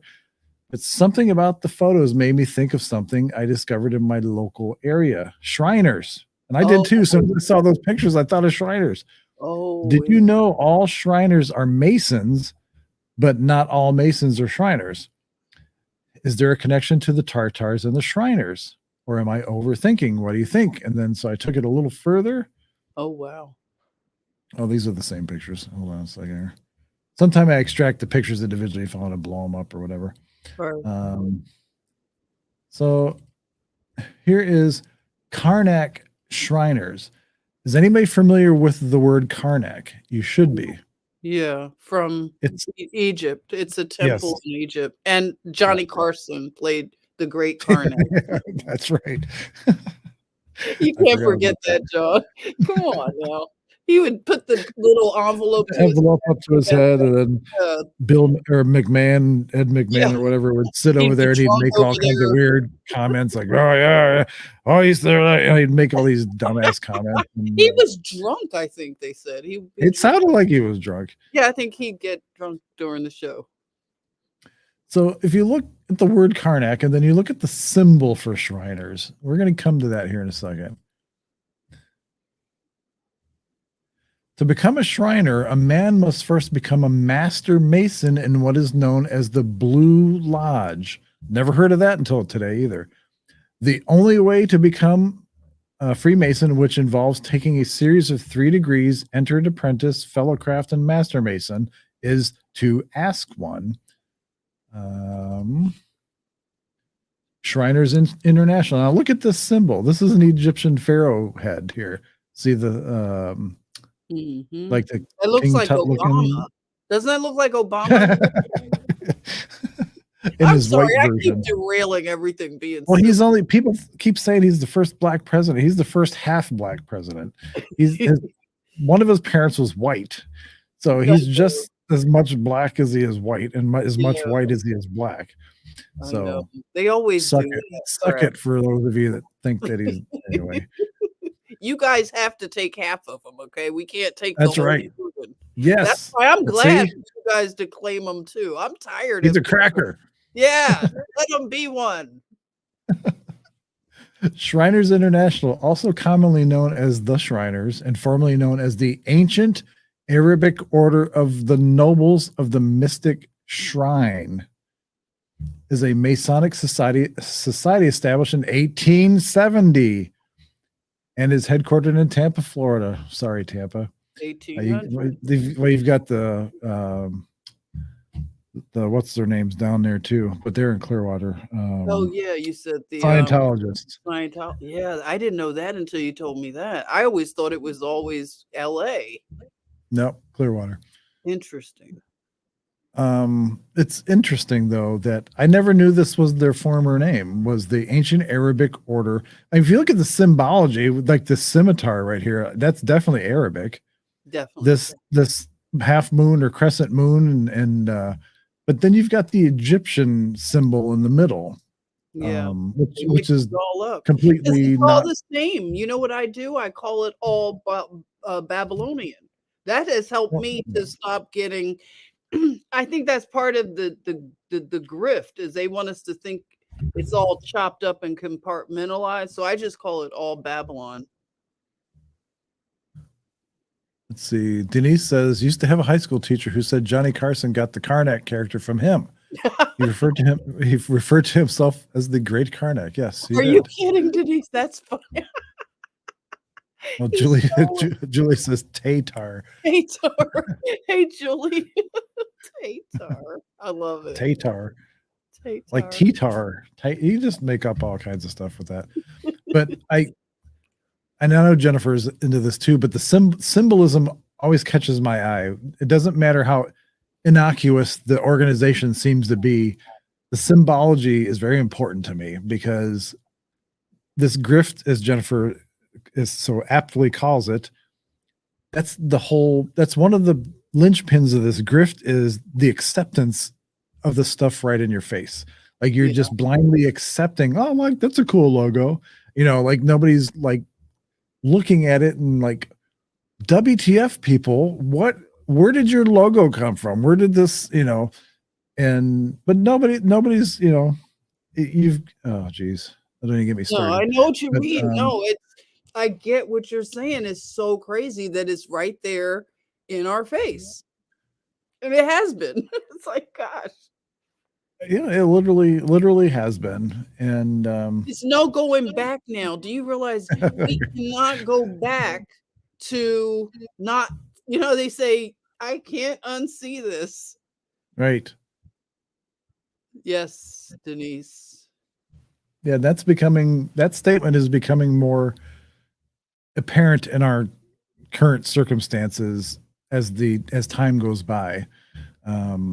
Especially in Hollywood and stuff like that. Look at all of the people that are getting exposed with, the one-eye deal, being part of that. I'm not even going to go into that. That's Jennifer's realm. I know she's probably going to do a show on that. But so just as Jen Psaki would say, I'm going to circle back here to the beginning. There's every day I find something pre-20th century that just flips my lid. It seems to revolve around the architecture or technology or transportation, something that just doesn't make sense. And there seem to be figures in history too, and I don't know how they're linked together, but when you look at them from like a 40,000 foot view, they're all part of this master tapestry of weaving this story.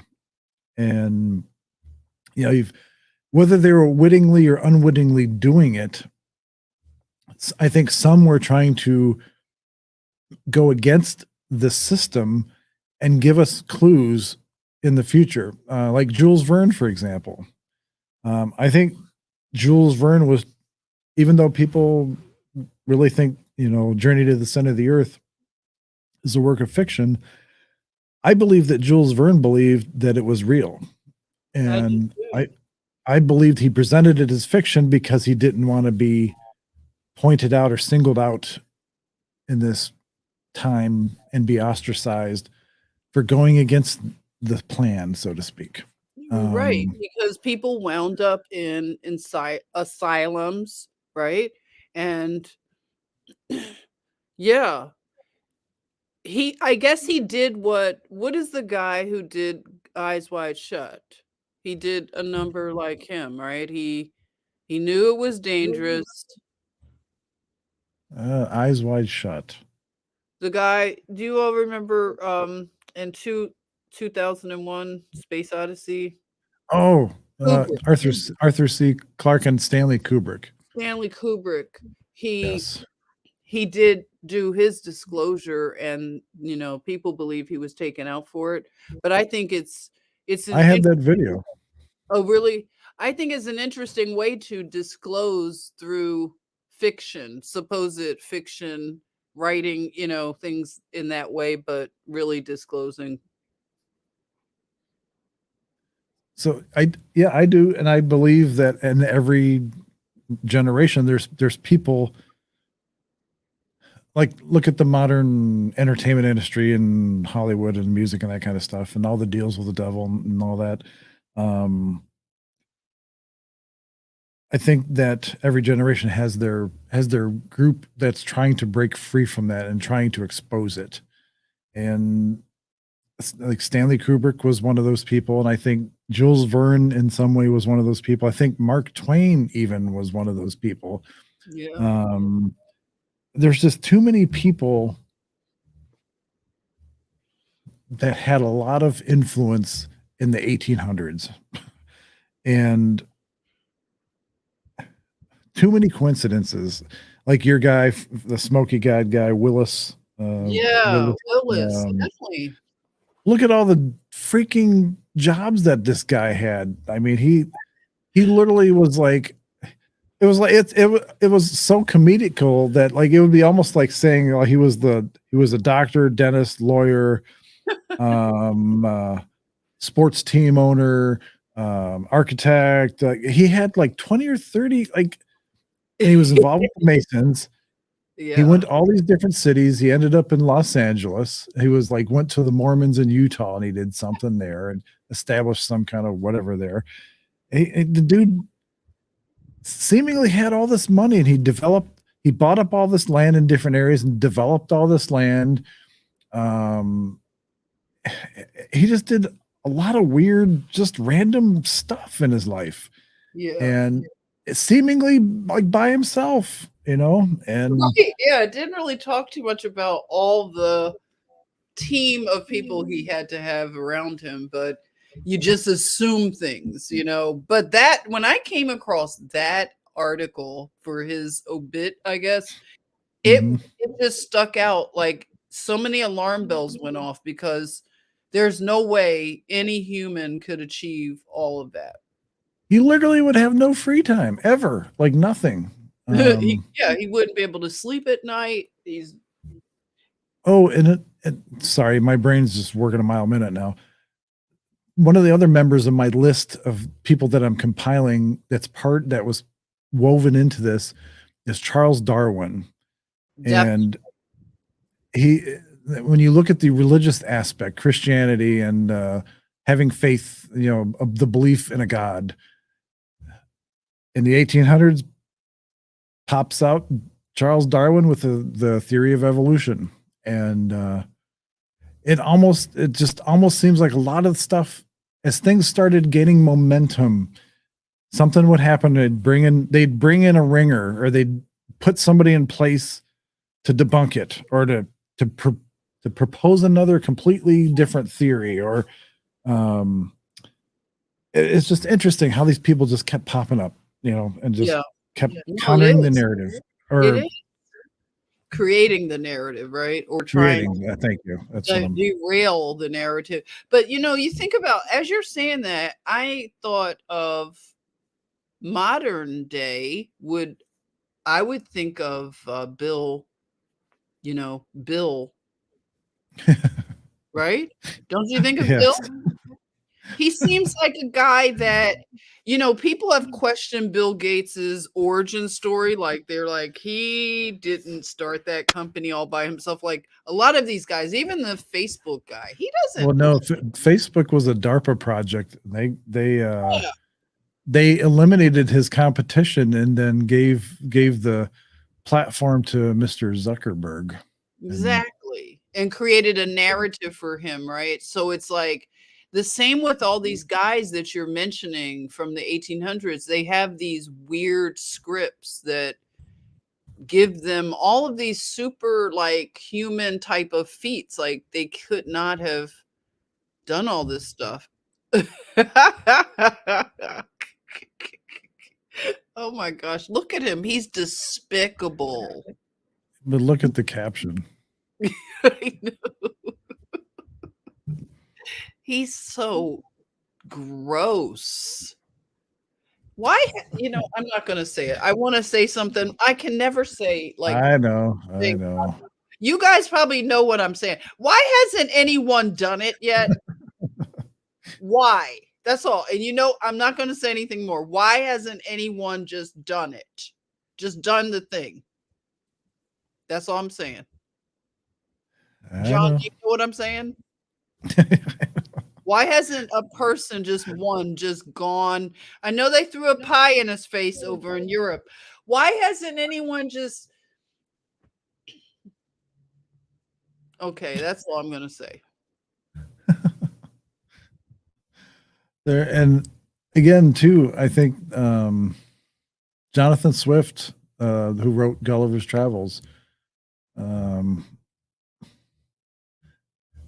again,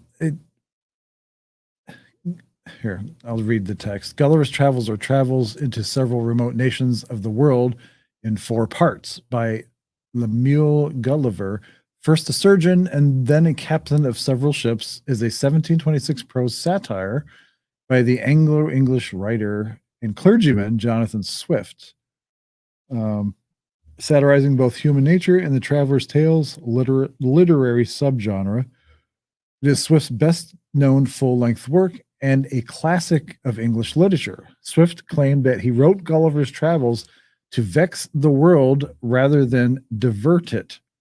I'd always wondered about that phrase, to vex the world rather than divert it, meaning not divert it from the truth. That's how I read that, was to try and wake people up and not to divert them from the truth, like to try to steer them to the truth. That's interesting. After some digging, I found out that this fictional story might just have some truth to it. So, and there's a link to this writerinspire.org, and it's interesting. And again, that's whatever. I don't remember when it was exactly written, but the character was alive in 1726. So, then I came across, we've talked about, like in the 1800s, we talked about the ether, and we always hear people keep coming up with ideas for I don't know why I keep saying for the concept of 0-point energy, or free energy, as people like to call it.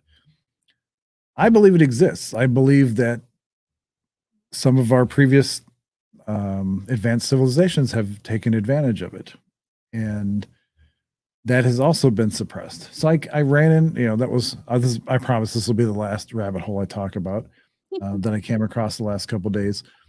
But this book,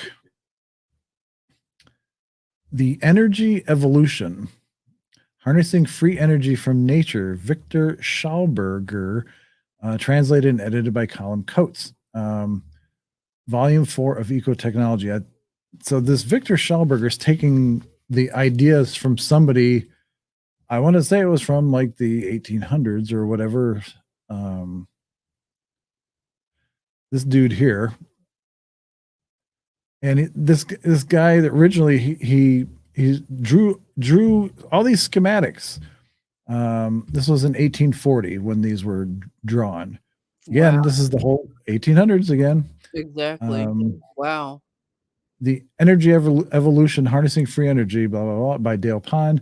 This book is an extraordinary revelation on every page, and I have the PDF. It's a free download. You can find it on the internet. For many months, we have been, because I think that it was republished, or this version of it was published in 2011 or something like that. Okay.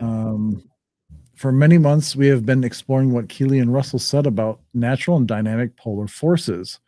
This is interesting to me because Tesla, I believe, had talked about something similar. So the writings of Victor Schauberg, the version of this book that I just showed, go deeper and present much. Oh, geez, of course I cut it off there.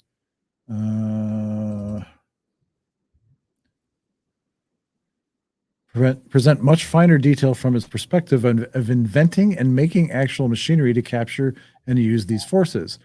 And it's not the ether. This is like actual polar type forces. He discusses what these forces are from his context and perspective, what they do and how they do it. And here's so if you want to pause the link later or the video later, here's the actual link to that book. But I just found like the illustrations and everything from 1840 just interesting. Like without seeing them in context and knowing the text that goes along with them, it's obviously hard to understand what he's meaning here. But I am going to do a quick. I mean, these are elaborate images. Yeah, I mean, it looks like something from the book of Ezekiel. Yeah, actually, it looks like, yeah, except it doesn't have all the eyes on the wheel, like the. That's fascinating. Which is creepy, by the way. Whoops. For those of you that believe all angels are cherubs and have little fluffy wings and stuff like that. Exactly. If you really go by the book of Enoch, and even in the Bible, angels, not all of the angels anyway, are purdy. I'll just put it that way. Universe is a big place, and I'm wondering if some of these angels are actually from other areas, not just our realm or our world. And that's why they're described the way they are, is because they don't exist in our world. They exist in these other worlds. Anyway, just a thought. Oops. Let's see here. So, like when you scroll through, if you look at the contents, some philosophical aspects of natural energies. He goes into a bunch of different things here. New forms of temperature, which I thought was interesting. New forms of motion and energy.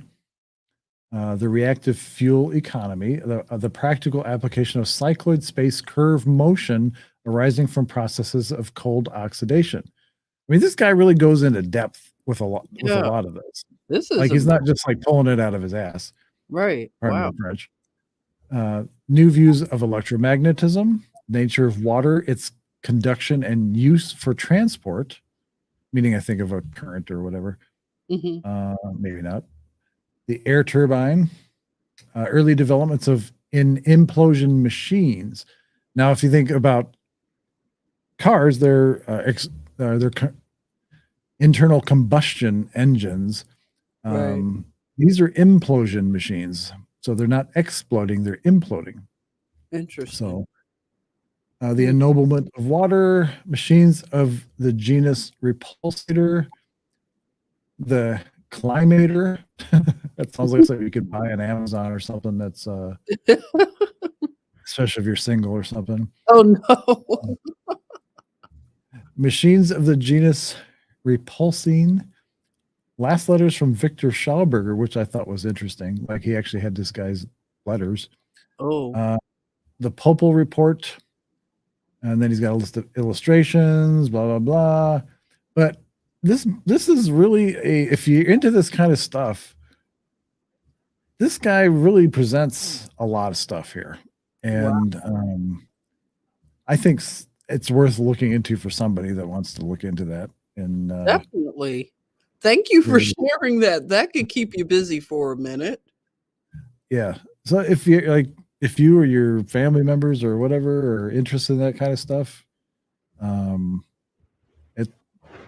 It's kind of eye-opening, actually. I mean, because it's very outside the boxy, which to me, anything beyond the narrative or the main narrative is out of the box anyway. So, It is. I mean, um, just considering other energy types of sources, that in itself is so revolutionary to think that the world could have had free energy at one time, and then to think of a civilization that would have free energy. That means literally freedom for the people, because there's no, like, you can't control the people. There's no need to control them. I can't even imagine a right. world like that. Like, that's Yeah, amazing.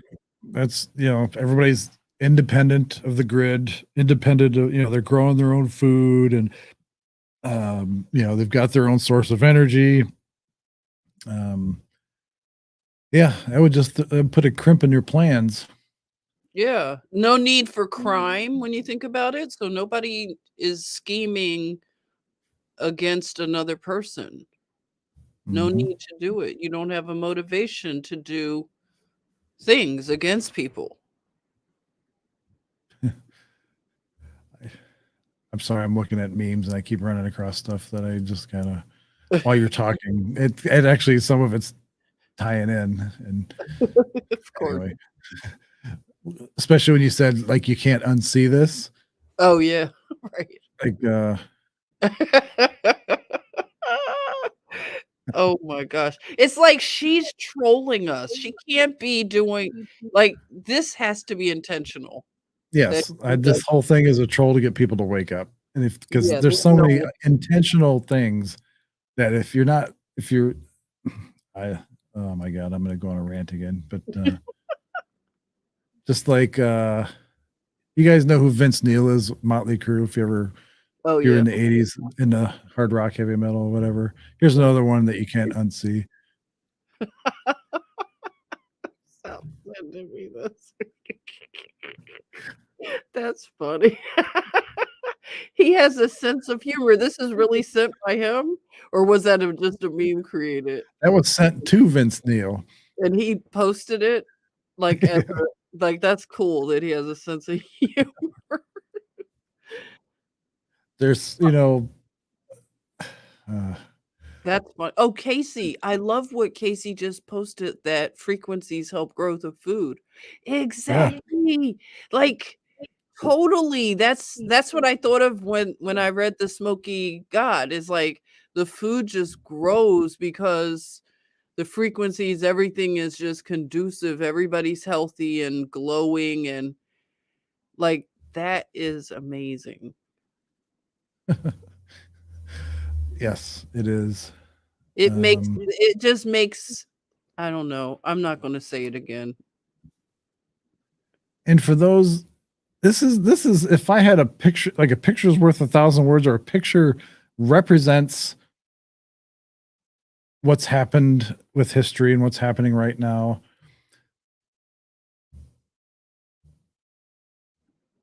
Amen.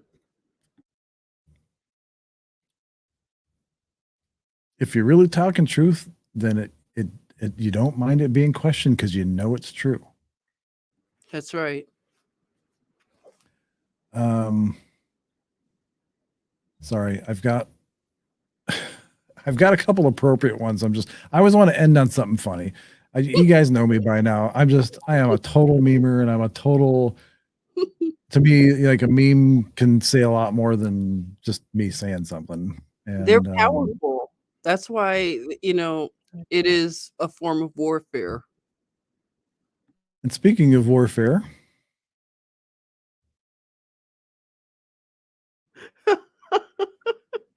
That's where we are. that's the gaslighting that literally happens on a daily basis. Yeah. And And where it's is actually getting so exhausting at this point. It's like, come on.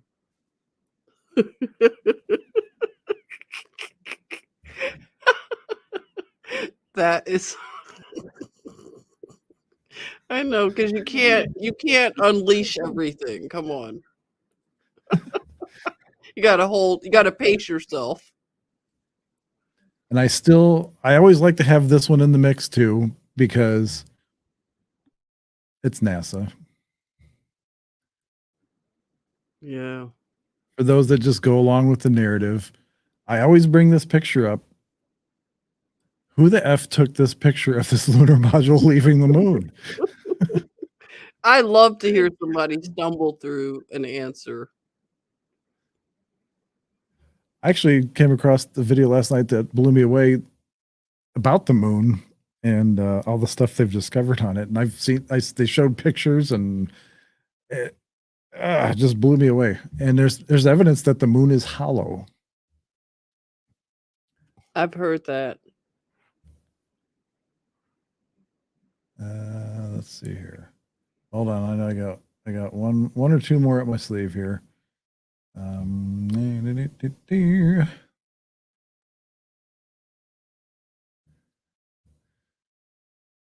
So how are things in southern Georgia there, Miss Eason?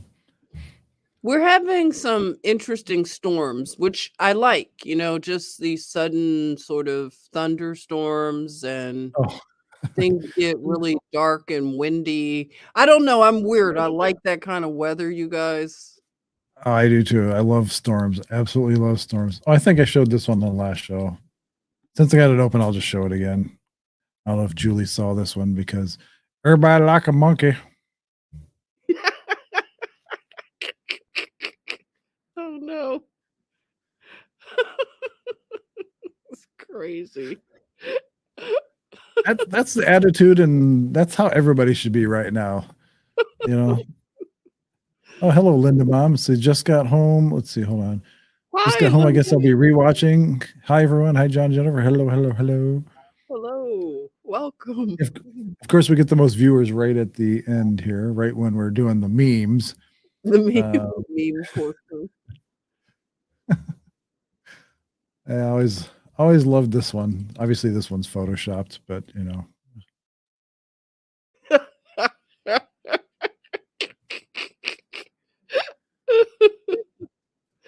That's terrible. Oh my gosh. it's like a fireworks display. I'm building up, and like they're like getting quicker and more, shorter distance than some. They're all gonna go off at one time, kind of thing. That's great. And this is what we do. This is exactly what we do right here. That's right. And it's a David and Goliath situation, because the memes literally make them go like Salty Cracker says, they go They can't take it. They can't meme, as he says. Me and the voice. We all been there, okay? Because I didn't want to believe it, okay? I really, really wanted to find a picture, so I did try to find one too. I put in my work. I found. Oh, here's the one I was looking for earlier. I couldn't find it fast enough.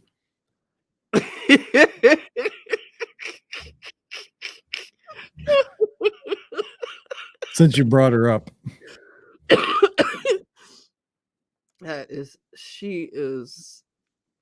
It's no words.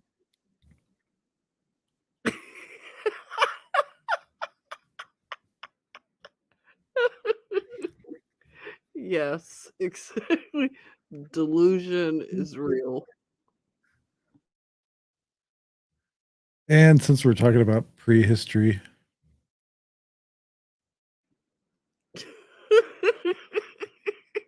go back. Oh, that's great. And Darwin and go back. That ain't gone wrong. That's great.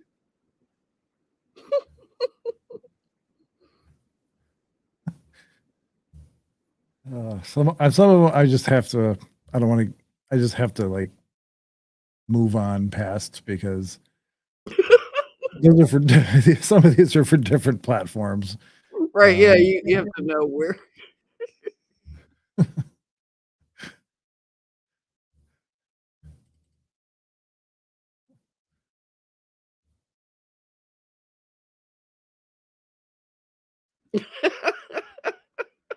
That guy, he is the best face. He's of- like been the ultimate meme fodder. yeah, that's hilarious. Go back to normal.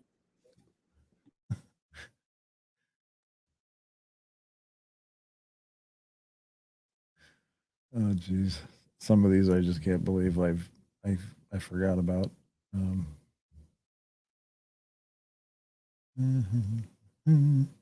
right, well we'll do two more and that'll be it. We'll cut it off there. This is appropriate for right now, so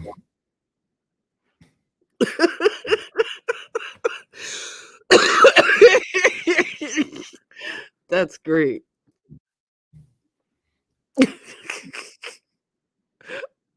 The 11. yeah, here we go. Let's see. End with a doozy here. Let's end with a doozy. Definitely. I a doozy. gotta make her chuckle start, so we gotta end with a good one.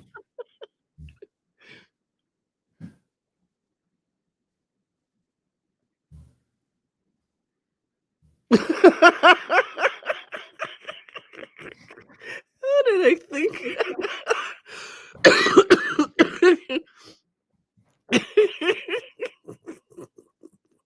There you go.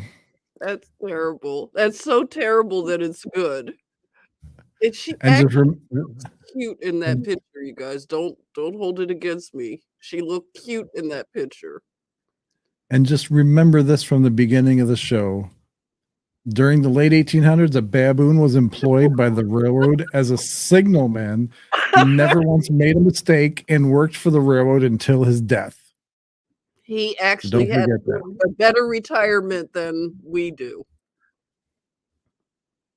Baboons apparently were smarter than people back in the 1800s. Or they worked for peanuts, or, you know. Right. That was, I guess, sort of funny, but they bartered. All right, guys and gals. Well, actually, you know, I don't know if there's any guys in the chatmosphere. All I've seen is the ladies. Haven't seen Kyle in a while, so Kyle in a while. All matches, huh? Rhymes. Kyle in a while. yes. Okay, for this, I want to put this out there for everybody, because obviously anybody that's watching likes the show, or at least likes the subject matter, or at least likes the idea of having their brain tickled a little bit. So keep this in mind. I'm not going to let go of this. I'm like a pit bull on this right now. I'm sticking with Tartaria. I'm sticking with pre-20th century, sticking specifically with the 1800s, and maybe a little bit before that. There's just so much there. If you're into doing your own research or whatever, I'm telling you, there's enough rabbit holes for everybody. And if you want your own rabbit hole, literally, even though, you know, it's part of the system, just go down one of these YouTube rabbit holes. Start looking at Tartarian stuff. Start looking at 1800s stuff. Start looking at cyclorama. And I guarantee a lot of weird videos and stuff will start popping up. And then those weird videos will lead to links to different websites, or lead to books, or lead to whatever. Right. We have to start connecting these dots before the interwebs get scrubbed. And even though they say nothing is gone once it's on the interwebs, I believe that people are working hard to make that not happen. I think people are working hard to erase a lot of this stuff. So, and I'm an archiver. I'm constantly saving stuff and saving video clips, whatever. So if you guys are into that stuff, I would suggest starting there, because for whatever reason, there's a convergence in the 1800s of information that affects all information, our entire history. Something in the 1800s is going to open the door to a flood of information about our true history. I have a feeling God's putting this on my heart. He's pushing me in this direction.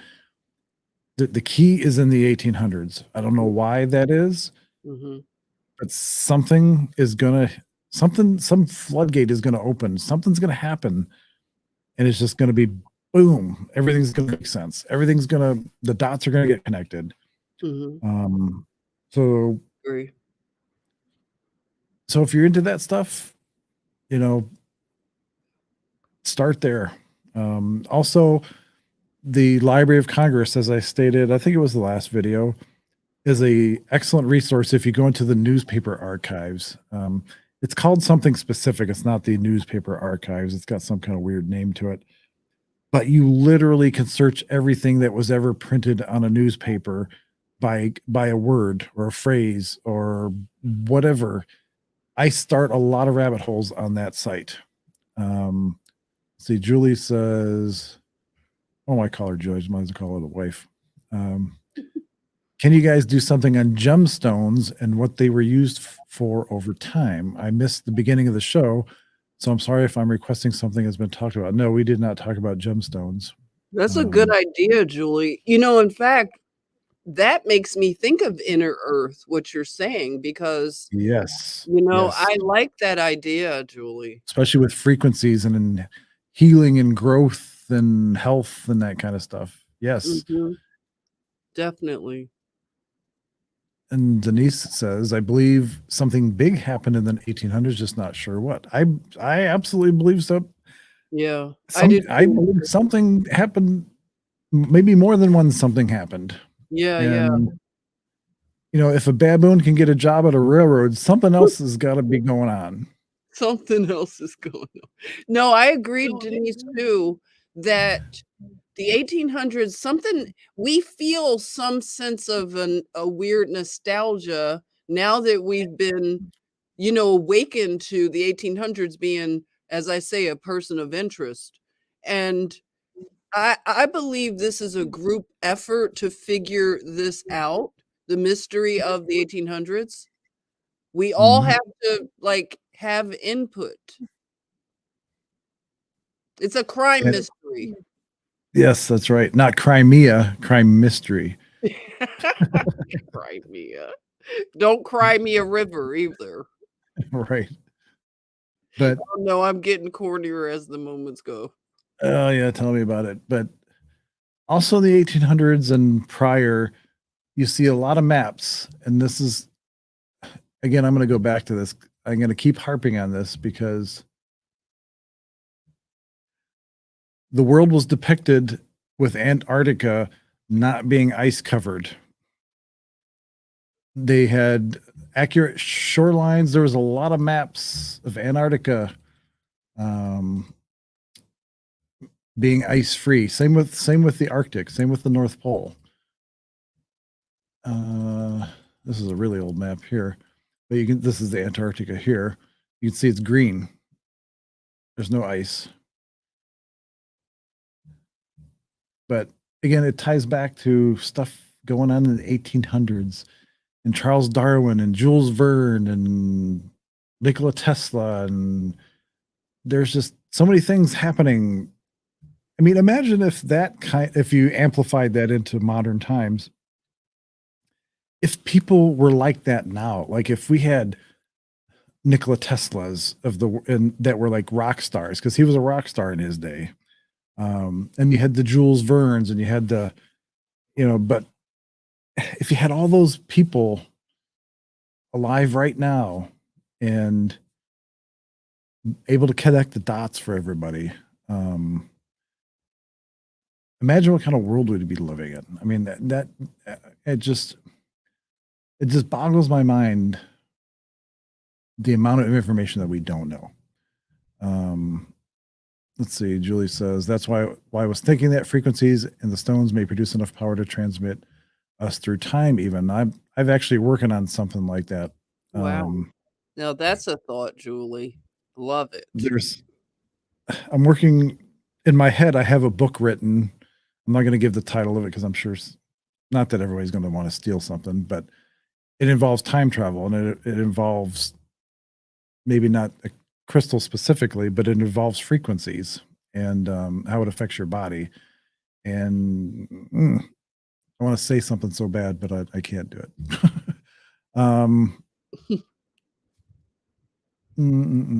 But if you've watched the show before, then you know that I believe, and I'm not the only one, that all space, all time, everything exists already.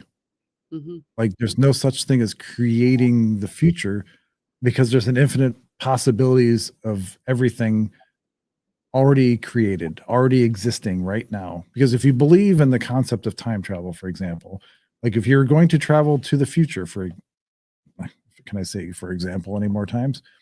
So if you're going to go to the future, that means the future would already have to exist in order for you to go there. Wow. You know what Bam. I'm saying? Does that make sense?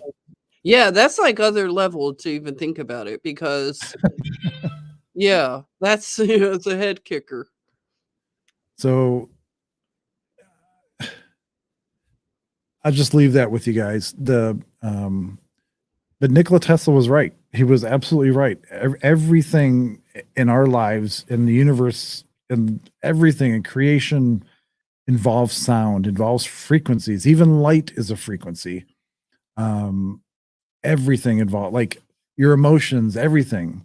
Every moment in time is associated with a frequency. Every person is associated with a frequency. Every building is associated with a frequency.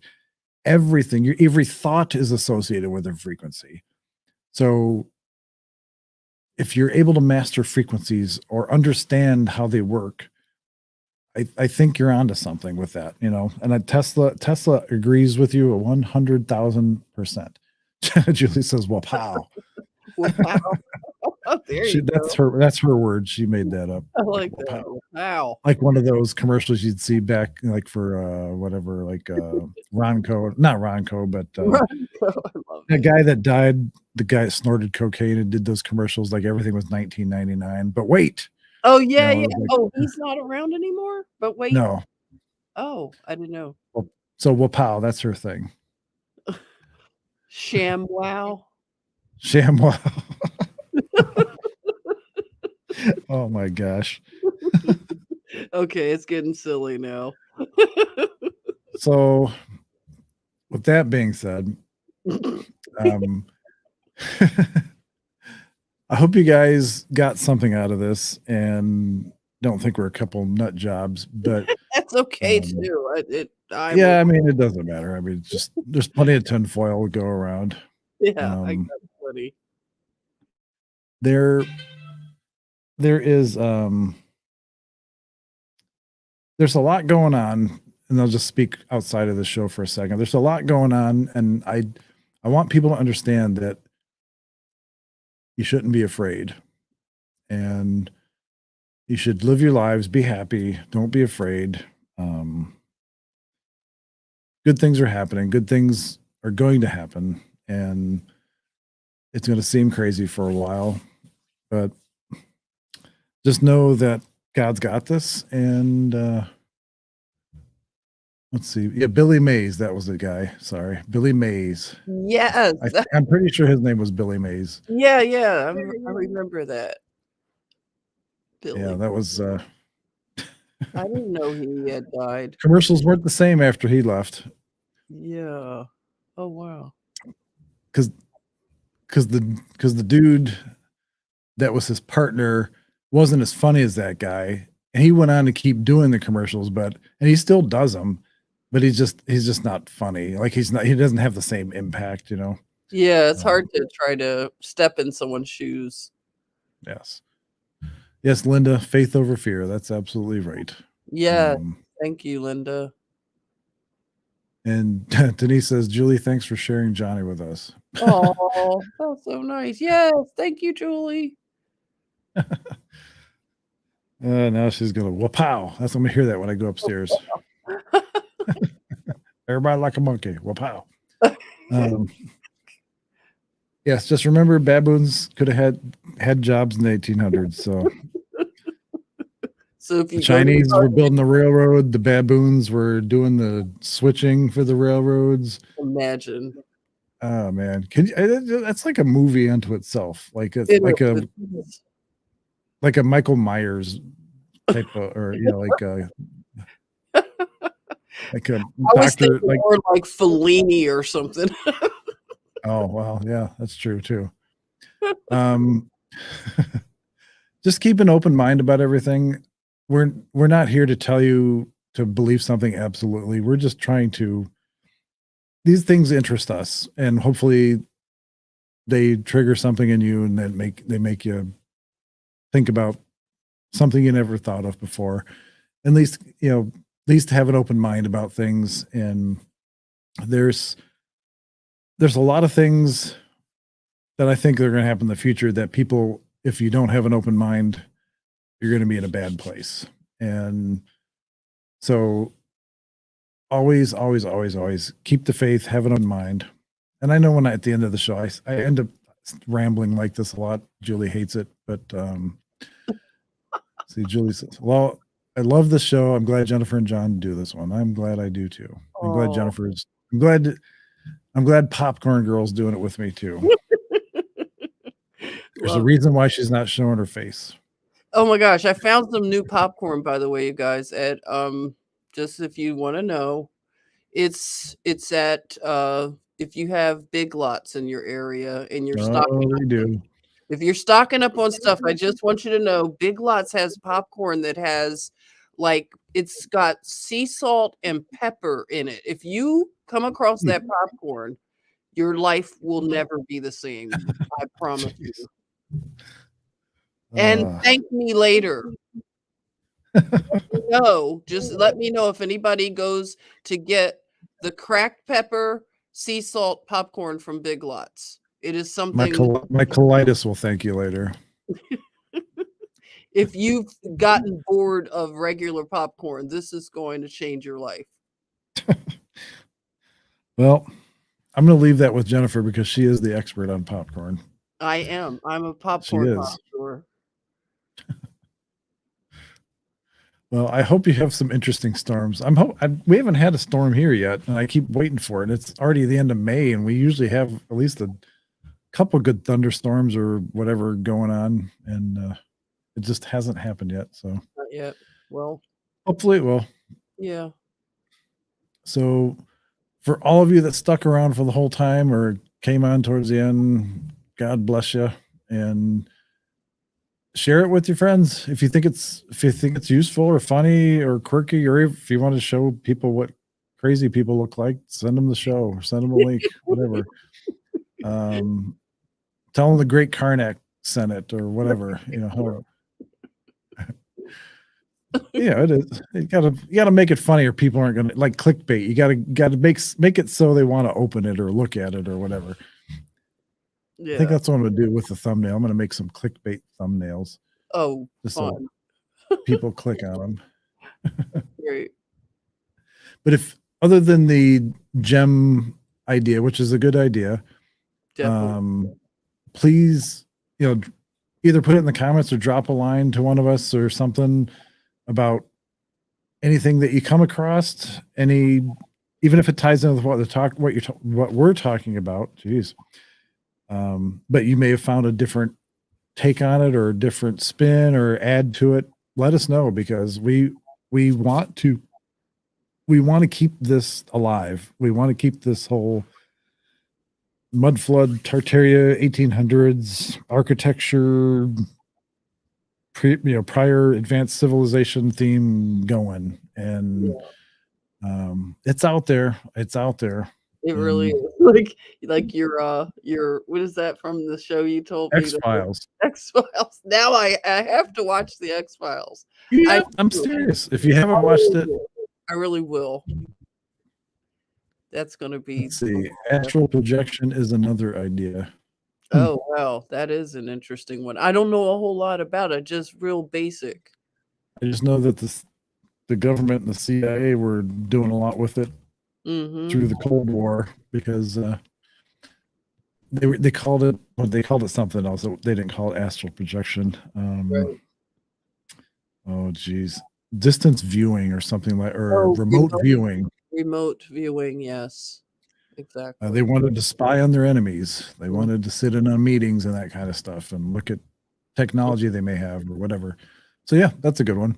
Yeah. And actually, if you come across people that had significant impacts in the 1800s, send them to me too, because I'm compiling a list and I want to like I want to put their birth and death dates, their contribution to that timeline or that era, and put them in categories, like whether they affected architecture or they affected society or they affected technology. And it doesn't have to be the United States. It can be anywhere around the world. That's a great idea. Wow. Because in my mind, I'm doing one of those, like, you know, on the cop shows or the detective shows, they always have these pictures and stuff on the boards with all the yarn or the strings going from one thing to another. Right. Trying to tie everything together. Oh, I'm right. trying to ultimately find out who the architects of the whole narrative were in each generation. Like, Mhm.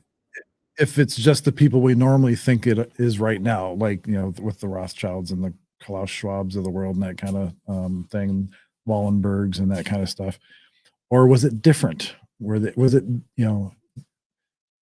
So I'm trying to link some of this stuff. I'm trying to see if there's any, you know, they say follow the money. So I'm trying to find some ties, you know, to some of these prominent people in the 1800s and then to the narrative and to hiding history and that kind of stuff. So That sounds good.